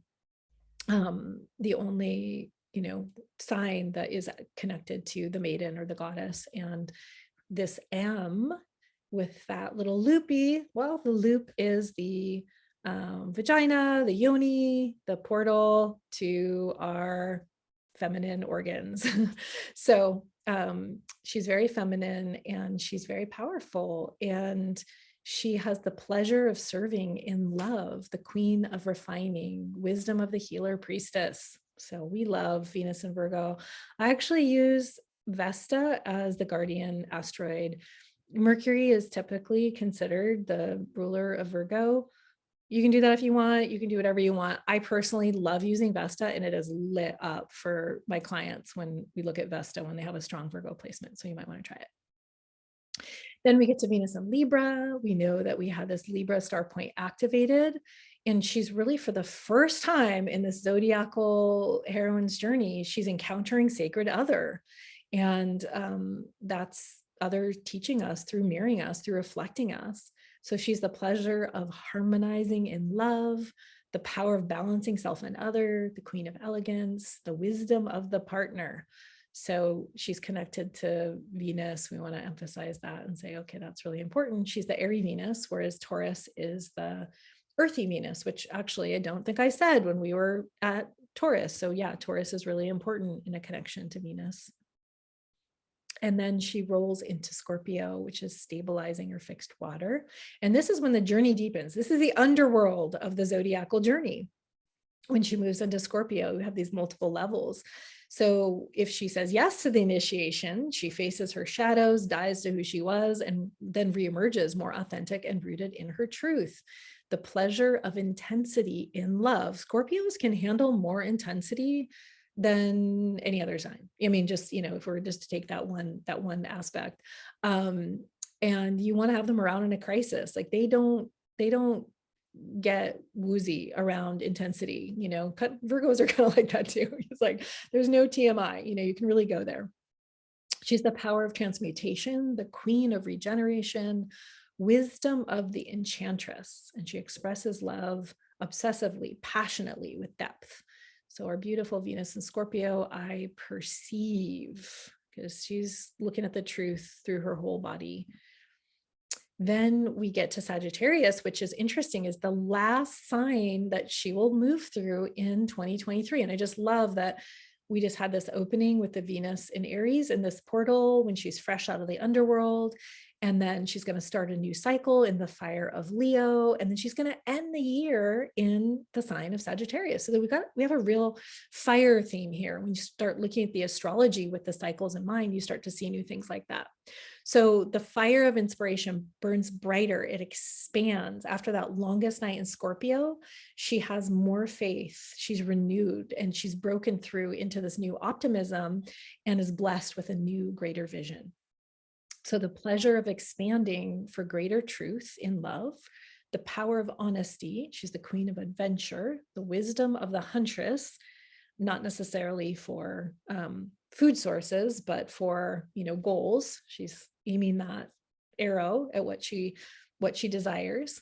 And she's freedom loving. We really need to cultivate our love of freedom because we are learning that we're so much more free than we have the capacity to be so much more free than this culture has allowed us to be. And so when we're waking up to that, we want to really amplify those places. So Aquarius and Sagittarius are very freedom loving. We want to take a sip of that, even if you don't have this. When she moves through Sagittarius in that part of your chart, you want to get infused with that. And what would I do? She's the wanderer. She's the gypsy. She's the one who travels the world when she's 19, just for the fun of it kind of vibe. Okay, so that was the flow. And now I'm going to go through the dates. I'm not going to be able to go through all of these dates. Do you need a pause to integrate? Do you have questions before I keep rolling? Tell me in the chat what's going on. Capricorn's, good question, Katrina. I'm so glad you asked that. So Capricorn's holding the entire cycle because we're in the Venus and Capricorn cycle that started in January of 2022, but we're just talking 2023. So she's not going to get to Capricorn or Pisces in 2023. We already had Pisces. We just passed Pisces before Aries, but in the going forward in 2023, she's just not going to get there. Yeah. And then when you go through the book, you can look at those descriptions. If you just want to know Pisces and Capricorn and Aquarius, I just kind of invoked Aquarius because it was immediately before this one. Any other questions? Yeah, so 8 degrees in the 8th house. Okay, beautiful. Yeah, so this, if you have Capricorn, if you have your Venus in Capricorn, this Capricorn cycle is particularly personal to you. That house, 8th house, house of underworld, of transformation. Whoa, I bet a lot went down in the cycle, in that opportunity to, be transformed and to show up and to regenerate on the other side. Any other questions before I dive into the flow of dates? So that was the zodiacal flow. And we're in Evening Star. She reappeared on December 1st. I actually saw her on November 28th, strangely, and then I didn't see her again for a week. So let's roll. And then I'll, I bet Katrina, I can imagine with that signature. And then also I would highly encourage you to find out your star point because there are gifts and sometimes unknown blessings in our star point that can really support us. So it'd be interesting to know what yours is. Okay, so here we go. I started this a little bit in January just to kind of give us, because 2023 obviously starts in January in the Gregorian calendar. So just to say again, for those that may not know, in the evening star phase, Venus is visible after the sunset, and the new Venus portals happen after the new moon, and the peak Venus portal happens after the full moon. So just to orient to that, I highly, highly encourage you to go out and see her and have a direct experience of her.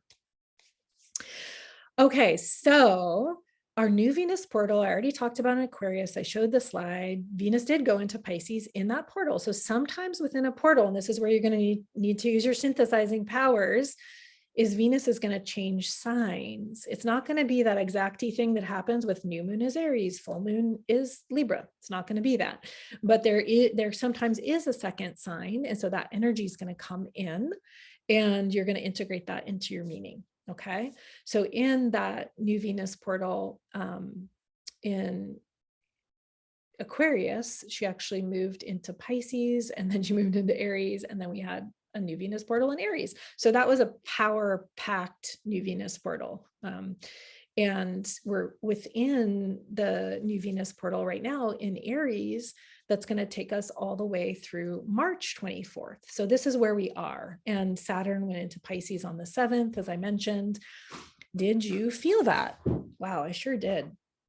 The peak Venus portal is akin to the full moon. It's when Venus and the moon are in direct opposition to each other. And that just happened on the 10th in the wee hours. So we're still in the energy of that. I usually give it, 3 days, one day before, one day on, and one day after. It's kind of a feeling thing, but you can visually see Venus setting as the moon rises if you're in the right place. Pretty cool.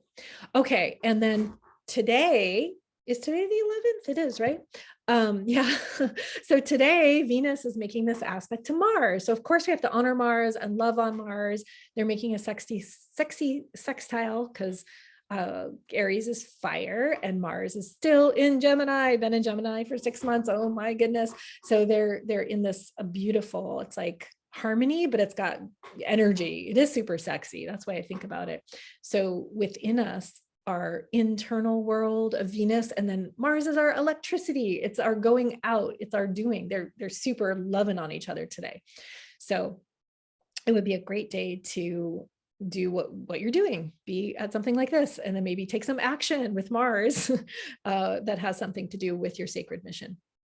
Venus is going to go into Taurus on the 16th, the same day that she squares Pluto. Now, this is extra important. So you start to see the themes when you sync with Venus in this way, and you go, okay, I remember Sasha said Pluto is really important to this cycle. So every time Venus makes an aspect to Pluto, the power of transformation, and that's something when you get the guidebook, if you don't know what the planets mean, the planets are all archetypes within themselves. You can go, oh, okay, Pluto, transformation.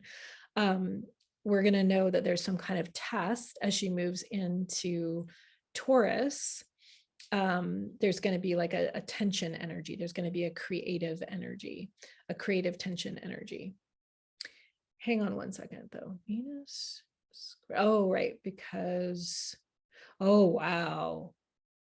Okay. So those actually have to be reversed. Venus in Aries will square Pluto sometime on the 16th, and then she goes into Taurus because Taurus doesn't square Capricorn. So if you're astrologically literate, don't even worry if you don't know what I'm talking about. But anyway, you can flip them. The square is going to happen first, and then she's going to move into Taurus and be ready to just like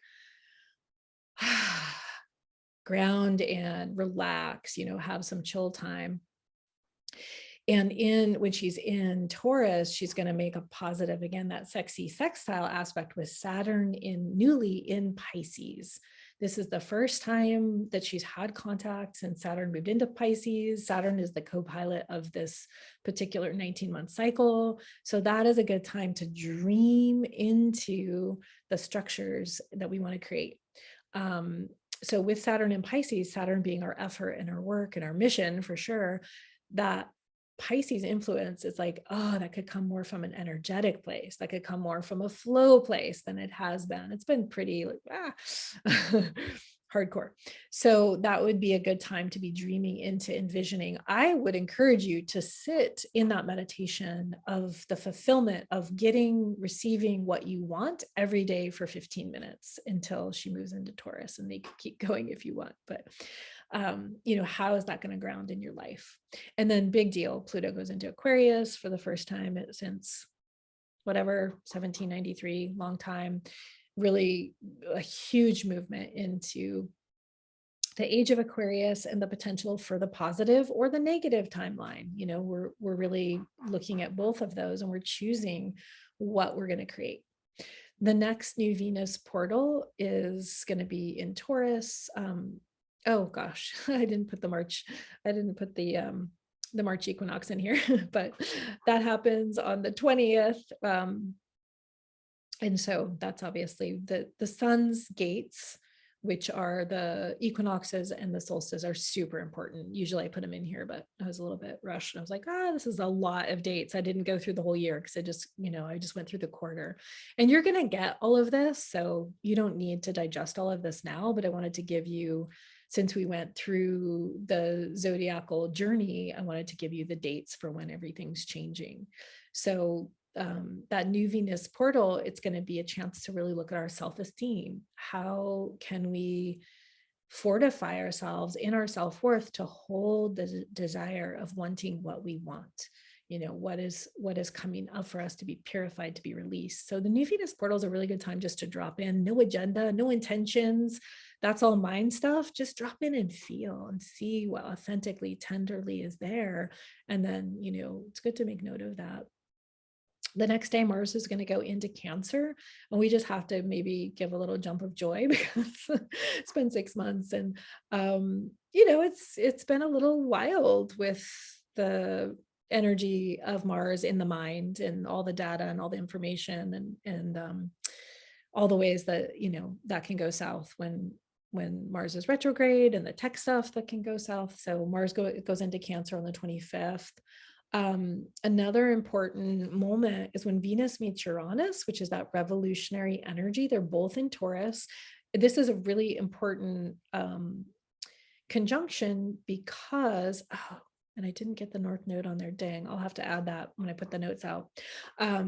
Because Uranus has been, if you look at that first slide, this is the backdrop energy, which is the revolution of our time, the revolution of the feminine, the revolution of women hearing the call and stepping forward and being able to generate their own resources, regardless if they need to or not, but just knowing they have the capability. Like, wow, we've never lived through a time when women could do that. Be like, I'm going to show up, do what I love, and make bank, and then be able to fund my visions for the new earth and help all these people. And what if all the women of heart with these beautiful visions had unlimited funds? Woo, Raven just flew over. It was like, yeah, I like that idea. So that would be a great day to vision on the 30th, when Venus meets Uranus, to feel into your body, to feel into what is your radical edge around what you're wanting to create. And can that be luscious in Taurus? To liberate, your ability to really rely on your body as an oracle, and to trust your body as part of this revolution of consciousness that's happening at this time. So you'll see this when you go through the guidebook. You're like, okay, Uranus is revolution. Okay, Neptune is the great dreamer. So, I missed that date too, dang. Yeah, I need an assistant to help me with these like checking things. Anyway, that's happening sometime there. And that's a good day to dream. I'll go back through these slides and fix these before I send them out. And just be in the dreamy, like if you can not do that day, this is where it gets really good to know. There's going to be days when it's good to get things done. And then days when it's like, can you spend some time just dreaming? Can you go to the ocean? Can you go to water? Can you just be in that more liminal place? And then the portal will peak on April 9th. And then Venus is going to go into Gemini on the 10th. And so that step in the zodiacal journey of going to the mind, the mental, and how can our heart hold our mind as we consider, as we get curious, as we cultivate openness around possibility, and really, go, wow, I really don't know. The more that I know, the more that I don't know. That saying. Venus is going to make a trine, which is a positive aspect with Pluto on the 11th. And then this is really important. We're going to have a solar eclipse in Taurus. And that's important because Venus is connected to Taurus. I mean, solar eclipses and lunar eclipses are always important because they're big opportunities for change. They are the biggest opportunity to release our deep ancient history. The nodal axis is also about the same as the Venus cycle. It's about 18 months. And so they move together in a lot of ways.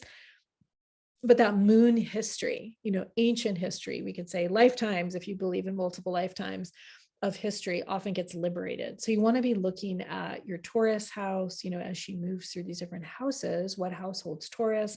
And then that's the place where this She's going to trine Pluto, and then she's going to, well, she's not going to, the moon is going to be in an eclipse with the sun, which is a new moon. That always happens on a new moon on the 20th.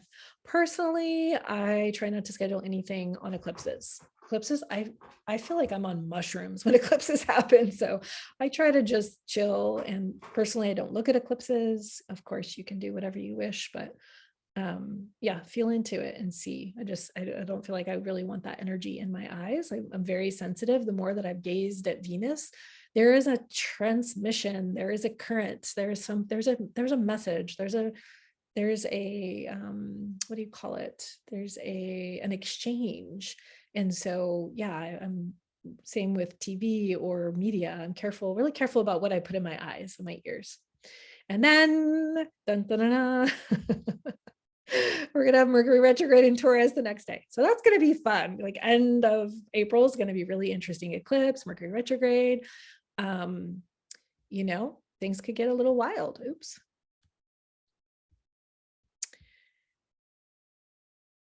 So because Taurus loves stability, you can really look at what can I stabilize before the energies go wild. That's one thing before the eclipse, before the Mercury retrograde, and especially in that house, how can I stabilize so that I'm, I think it's impossible to not feel stressed, but that I'm not as affected by it, when things, both eclipses, and Uranus have a similar energy of sudden change, unexpected, anything can happen, which could be very good, but it also can be stressful. So getting your self-care routines really established, like use that Capricorn discipline to be like, no matter what, I'm doing this every day, or this, or this, or three of them, because that makes me feel regulated. My nervous system can handle what's coming at me when I do those things. I would definitely get those going.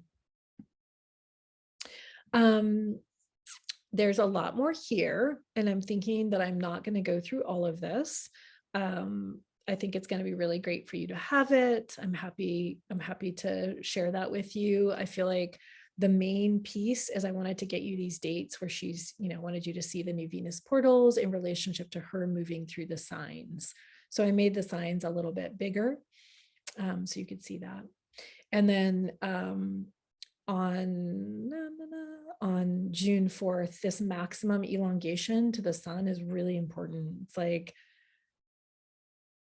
It's like the young daughter has gone on her whole journey, her heroine's journey. She's become a woman. She's discovered her sacred purpose. She started to bring that into the world and receive feedback. And, she's had that intimate connection with the sun on 10/22. It's like her new teacher, her wise teacher. And now it's like she's leaving that teacher. She's mastered what she needs to master, and she can stand on her own. She doesn't need that mentorship anymore. And that's that maximum elongation energy. It's like she's going home. She's going back to where she came from. And so, I don't know, that story feels like it kind of fits with that maximum elongation. So it'd be good to feel like when you start syncing, you get really curious. You're like, oh, how does this feel? How does this feel? It's like endless story, heroine's journey happening in your body. Okay, so I wanted to mention that. And then I wanted to mention this. Check that out. New Venus portal in Leo. We know that she's having a Leo cycle. Oh, and the 7 it's the 7th portal in the evening star. So that's what those numbers mean, 5, 6, 7. So 7th portal on June solstice. Like, does Venus and Leo know how to make an entrance, or does Venus and Leo know how to make an entrance? She's like, yes, coming in from a new cycle. I'm going to do it on the solstice because I want to shine. That's a really, really important gate, solar gate. So she's going to be there. They're going to be, signs apart, but that is like, I'm coming for you, love. Sun's like, okay, I'm having my solstice. I'll see you soon, babe. Oh, did I forget the last slide? Oh, well, I'm a tease, aren't I? There is one more slide to bring, oh no, I didn't do one more slide because I just wanted to bring you through the solstice. That's why. And because it would have been like crazy to try to do more than this. Your brain is probably already spinning. So yeah, I feel like we can't really take more than a quarter of detailed dates and times. We just lose it after a quarter. So that was my intention to do from March equinox through the solstice. So that's why that is ending. And yeah, more soon if you want it. I'm really wanting to know, what do the women that are, or men, or whoever's drawn here, whoever's here, what do you want more of from Venus Wisdom? We have this free group, Venus Wisdom Village, and we're in this inquiry together, so coming in, sharing your findings, it really helps in the research. We're doing this research together, as your star point, sharing your experiences. I really encourage you to come into the container if you love this. And so, it's been interesting being a pioneer of the system and making up terms like New Venus Portal, and those just came as like, okay, we got to call this something. It's not a new moon. And then seeing it out in the world. And I love that. And I love to see it, especially when it points back to Venus Wisdom. So you can get people back to the source, so they know there's more there. It's not just a word, it's a whole emerging life affirming system that I feel like is hugely supportive for moving into the age of Aquarius. So please do give credit to Venus Wisdom if you're sharing from Venus Wisdom. And then if you want to go deeper and actually learn how to do this, definitely encourage you to lean in, because we have openings in our mentorship program. And like I said, I am doing some sessions as well. Oops, I just made this chat really big. Oops. It's all going south. I love it when Zoom does that, when it's like everything's being covered, you can't see. Okay, you probably want to read this if you're interested. So we have been gathering and we have been traveling together since the last March equinox with this intimate group. It's been really incredible. It's been an up level of the framework in so many ways. That's why you have the Secrets of Your Venus guide. You can thank those women in that group, because it's through this process of understanding that more materials come out to be supportive. So if you're hearing the call for transformation and you want to go deeper, this is a 6-month journey. We begin on March 24th and we go all the way through August 8th. I need to, August 8th, I'm pretty sure. You will find out. If you're interested, don't worry, you'll know.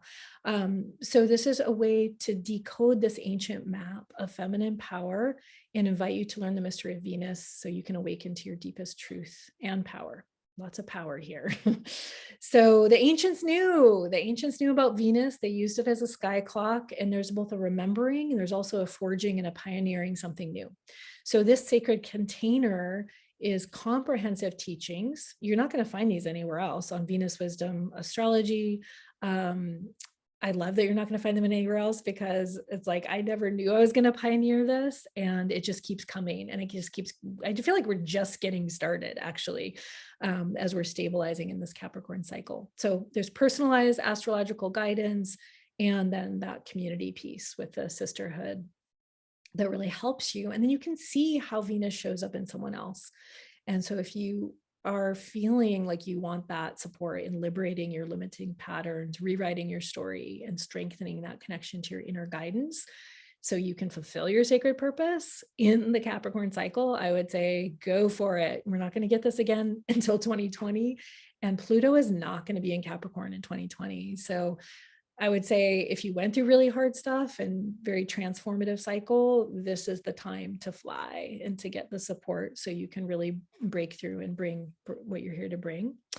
So you will actually learn the process of creating the Venus avatar for yourself, for others. And I really feel like this is, I just recently took these personality tests and they were super cool. And I like that. I like human design. I like all of these maps, but this map is so special. And I just love that we're pioneering it, that it hasn't been used before. And I really see it as a way to create genius teams, genius heart teams, genius heart-centered teams. And so we're going to be playing with that in the group as well, looking at the different star points and how they work together. So if you're interested, we'll provide the inspiration and guidance and support to help you in your learning. And you can simply just schedule a call with me, especially, as I said, my mission and my sweet spot is helping entrepreneurial women who want to up-level their feminine leadership so they can bring their authentic spiritual gifts. There's a lot about this time where spirituality has been really distorted, and so sometimes we have to let go of what we've been attached to find our authentic spiritual vision and our spiritual gifts. And it feels like this is very Age of Pisces. And so a lot of these things, and for me, I think that's one of the reasons I grew up in a spiritual community. I've been a Buddhist, I've been a Wicca, I was in Wicca, I've followed Native American spirituality. And my journey is my own, but it was really to deconstruct what might be called like the spiritual identities, to pursue them, to learn from them, to love them, and then to let them go when it was authentically time to let them go so that something new could be born.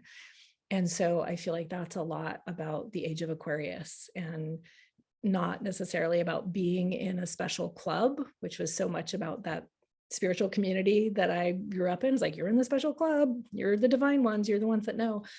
And that's all, there's a lot of that in the new age culture. I'm just like, oh yeah, I recognize, the new age culture. It's just, 2.0 of what I grew up in. And so if you're interested in the real, if you're interested in the authentic, and if you really have a high level of openness and you want to be, that's what's required in the transformation. And who knows what will re-arise on the other side. It might re-arise in a different way, but it's something about letting go of it as we go into the underworld, to that secret meeting, in the myth. Inanna strips down all of her vestments, all of her attachments, but then they do re-arise in the evening star. So it does re-arise in a different way. So I'm going to drop some links. And for those of you that are still here, kudos, warriors of Venus, wisdom with Aries. I'll go ahead and drop these links. Oh, and I had that one last slide I tantalized you with, so I will share about that. But let me drop the links first. And I'd love to see your questions, your takeaways, your epiphanies. Sun has ascended up from the heart into the mind. Oh, good. Thank you, Shannon. Gorgeous. Okay. So venuswisdom.com is the go-to place to find me, of course. And oh, I got to get out of here. That's why. Let me get you these links. One for the circle group, one for the course, all of these offerings. Can you tell I'm a Sag? I love to be generous. I love to share it all. Okay, there it is. I was like, that would be really cute, Sasha, if you lost the link. Okay, that one's all right. So here is the main link. If you're feeling lit up by, I want to work with Sasha, I want to know what this is about, schedule a call. We will talk about it. If you want to get a session, we can look at that. But I'm really looking for a few women to add to this amazing group who have gone so deep and had so many revelations and so many breakthroughs and so much blossoming. And we need some more star points in the mix too. It makes such a huge, huge difference. And then the other thing is, if you don't, if you just want to be involved, to come into the Venus Wisdom Village, which I'm actually having a hard time getting that link for you. But I'll lay that down and I'll send it out in the replay. And, I even am tempted to say, like, if you know that you don't want to like join the heroine or get a session, but you just really love this work and you want to, I feel like I don't exactly know what it is. So it's kind of funny to be saying it, but almost like calling in volunteers. Like, if you want to help have more of this happen in the world, there's definitely a need for women to show up who, want to help with events or, help the circle group to thrive. So yeah, that's something to think about as well. I'm almost like, I need to call in a council or something. I'm not exactly sure. It hasn't totally clarified, but it feels like, that's part of this council, this village of women that are really devoted to what this is and really feel it, like the importance of what we're doing. Anyway, I'll have to get you the circle link later because it's not working for me. So you could help me drop links on a call. But that connection call is the most important one. And I will also be bold and drop the PayPal link if you feel like giving a tip. So this is a virtual tip jar. I feel like, wow, that was amazing. Any amount, it all helps. It all helps because I really need to create the calendar for the Venus and Leo cycle. And, this past cycle is super, super challenging. And it did not go the way that I had thought or planned. And so one of the pieces that I'm really wanting to turn my attention to is getting that calendar made, which takes funds because I got to hire people and I got to have time and I got to have design, and it's going to be amazing. I can't wait for the Venus and Leo cycle. But anyway, all of your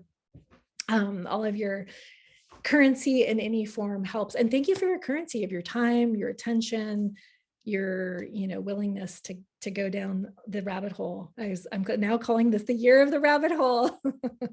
And so I think there's a way that when we have this place within our own body, it's like we can help regulate when we have our truths taken away from us, because it can be scary. It's like, what do you mean? So, okay, are you ready for the slide? Can you send out the link in the email? Yes, I will. Oh, wow. That was a big link. I will send the circle link in the email because I can't find it. But are you ready to see the slide that I was going to show you? Who's ready? Hello. You're like, this is a long presentation. That's the Scorpio intensity. Sometimes I can just go. I'm like, let's go. All right, there's the connection link is really to get on a call with me and be like, hey, I'm interested. Tell me more about this. Tell me more about this heroine, or I want a session with you. So that's that. Now for the last link. Okay, let's do it. We're going down the year of the rabbit hole. All right, is that it? No. Now that I've got you all intrigued, I gotta get the tech to mind me. I have Uranus, that anything can happen energy. Very interestingly placed in my chart. I feel like sometimes that makes technology particularly challenging for me. All right, so let's do the slideshow and let's do it here. So there's the, okay, so who remembers, if you've been with me, I've shown this image a lot of times. Who on the call has seen me show this image? I love this image. That's Venus crossing the face of the sun, right? Oh, the chat's really big here, but let me see if I can see.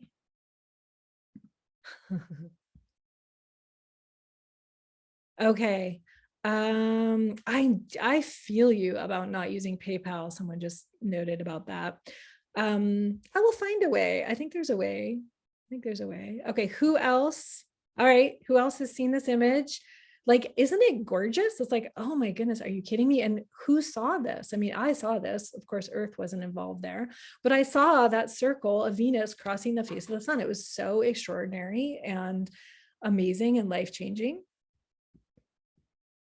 No one else saw it. All right, I'm gonna just speak to it. So I always show this image in awe and reverence. So here's my question for you. You're the rabbit hole. Does this image look real to you? Honestly, does the Earth look real to you? Yes or no? What do you think? It looks strange. Yeah. Does it look real? Who else has an opinion? What do you think? Not really. No. Okay. So no, it's not real. It's a CGI image, like, so clearly. And I feel kind of embarrassed because, I feel like that's part of us. It's part of the Gemini medicine of this 8-year cycle. Is the world as we know it has been defined and constructed before us, mostly by men who adhere to the dominator system. And so this image is presented as being real. No one said that's a CGI Earth. And so I'm like, it's really time to question everything. Like, I mean, I saw Venus cross the face of the sun, so I know that happened, but that does not look real to me. And I was just like, I'm just going to say that out loud, because what's up with that, you know? And as I've been looking at some videos of Venus of people who have these lenses and they're zooming in, I so want to get a P900. Venus does not look like the images that we see of Venus in space that we've been given. And I'm like, oh, maybe this is the Venus in Gemini. Maybe this is the culture. It's like, so many women have been told, like, we're bad at math, we're bad at physics, we don't understand geometry. Like I know brilliant women who will get up on a stage and like, yeah, I can't do math on the stage. It's like numbers. And I was like, well, maybe this is part of the invitation, that we're meant to suspend everything that we know and have real experiences to define the world. And, you know, that's why those guys were boogieing over to Hawaii to figure out, you know, Venus crossing the face of the sun so they could measure something. Maybe we need to start to measure things and understand things in different ways, and understand the physics of things. And just, I don't know, that image, and that image being so clearly fake, and me showing it so many times and that not really dawning on me, got me to this place where I was like, we need to be the investigators if we're going to be the new earth leaders, you know, to really question things and really understand how things work in this world. And certainly to build upon anything that works, but also to question everything. So that's what I leave you with. Question everything with an open heart. It's, you know, our beliefs can be prisons. And so if we're really going for our true knowledge, I think questioning our probably most coveted beliefs is a liberation. Okay, Shannon says, seeing through the eyes of the cobra, Venus senses, knows falsities and distortions. Beautiful. You know what that reminds me of, Shannon, is that word perceive. When you say seeing through the eyes of the cobra, the feeling of that feels to me like what I was saying about the world perceive. I love that. Astronomy groups show images for reference. Yeah, I mean, maybe someone didn't mean to present that as being real. I just assumed it was real. And then I was like, I don't, this isn't real. The earth does not look real here. What's going on? So, all right. Well, so great to be with you. And, you know, please get involved if you feel inspired in whatever way. You are welcome. You are invited. Your energy is helping this whole experiment to blossom of allowing that dominator control system, the patriarchy, whatever we want to call that, to fall and to really show up and shine as these organic humans, as women of heart with these visions of what we would want to create in the world. What kind of world would we create? And to really embrace the tools that we need to create it. I mean, I got excited. I was like, I need to understand physics. I need to understand how to measure things. I need to be able to do experiments for myself, you know, around what's what in this world. And so I just, you know, invite us all to be in that role of that kind of, you know, pioneers in defining and understanding. I mean, it took me so long to understand the rotation of the earth. And like, it's kind of crazy when you try to understand it. You're like, wait, we're spinning through sun, we're spinning this way, we're going around the sun. I mean, it almost is very confusing to try to, you know, put our bodies out there. But I think understanding these principles and understanding how our world really works, is part of leadership and part of taking responsibility for, doing our due diligence and not just relying on the same system that we know is, you know, very suspect in honoring the feminine to define everything for us. So I hope that gives you a little Venus and Aries rebellion there. Thank you, Fiona. Thank you, Tracy. Thank you, Lucille. I'm looking at all the faces that are still here. Christine, Virginia, Zoom user who I can't see your name, Julia, Nancy. Oh, really, really great. Janine, I think that's everyone who's off camera. So I hope it was enjoyable. I hope it was inspiring. And I hope that you connect with Venus wisdom in some way that feels good for you. And blessed Venus and Aries time. Get it while you can. It's going to shift in a week. It's going to be very different. All right. Oh, thank you. Thank you for your beautiful, beautiful feedback in the chat. I so appreciate it. I'm going to go ahead and turn the recording off, and I'm going to just be available if there's more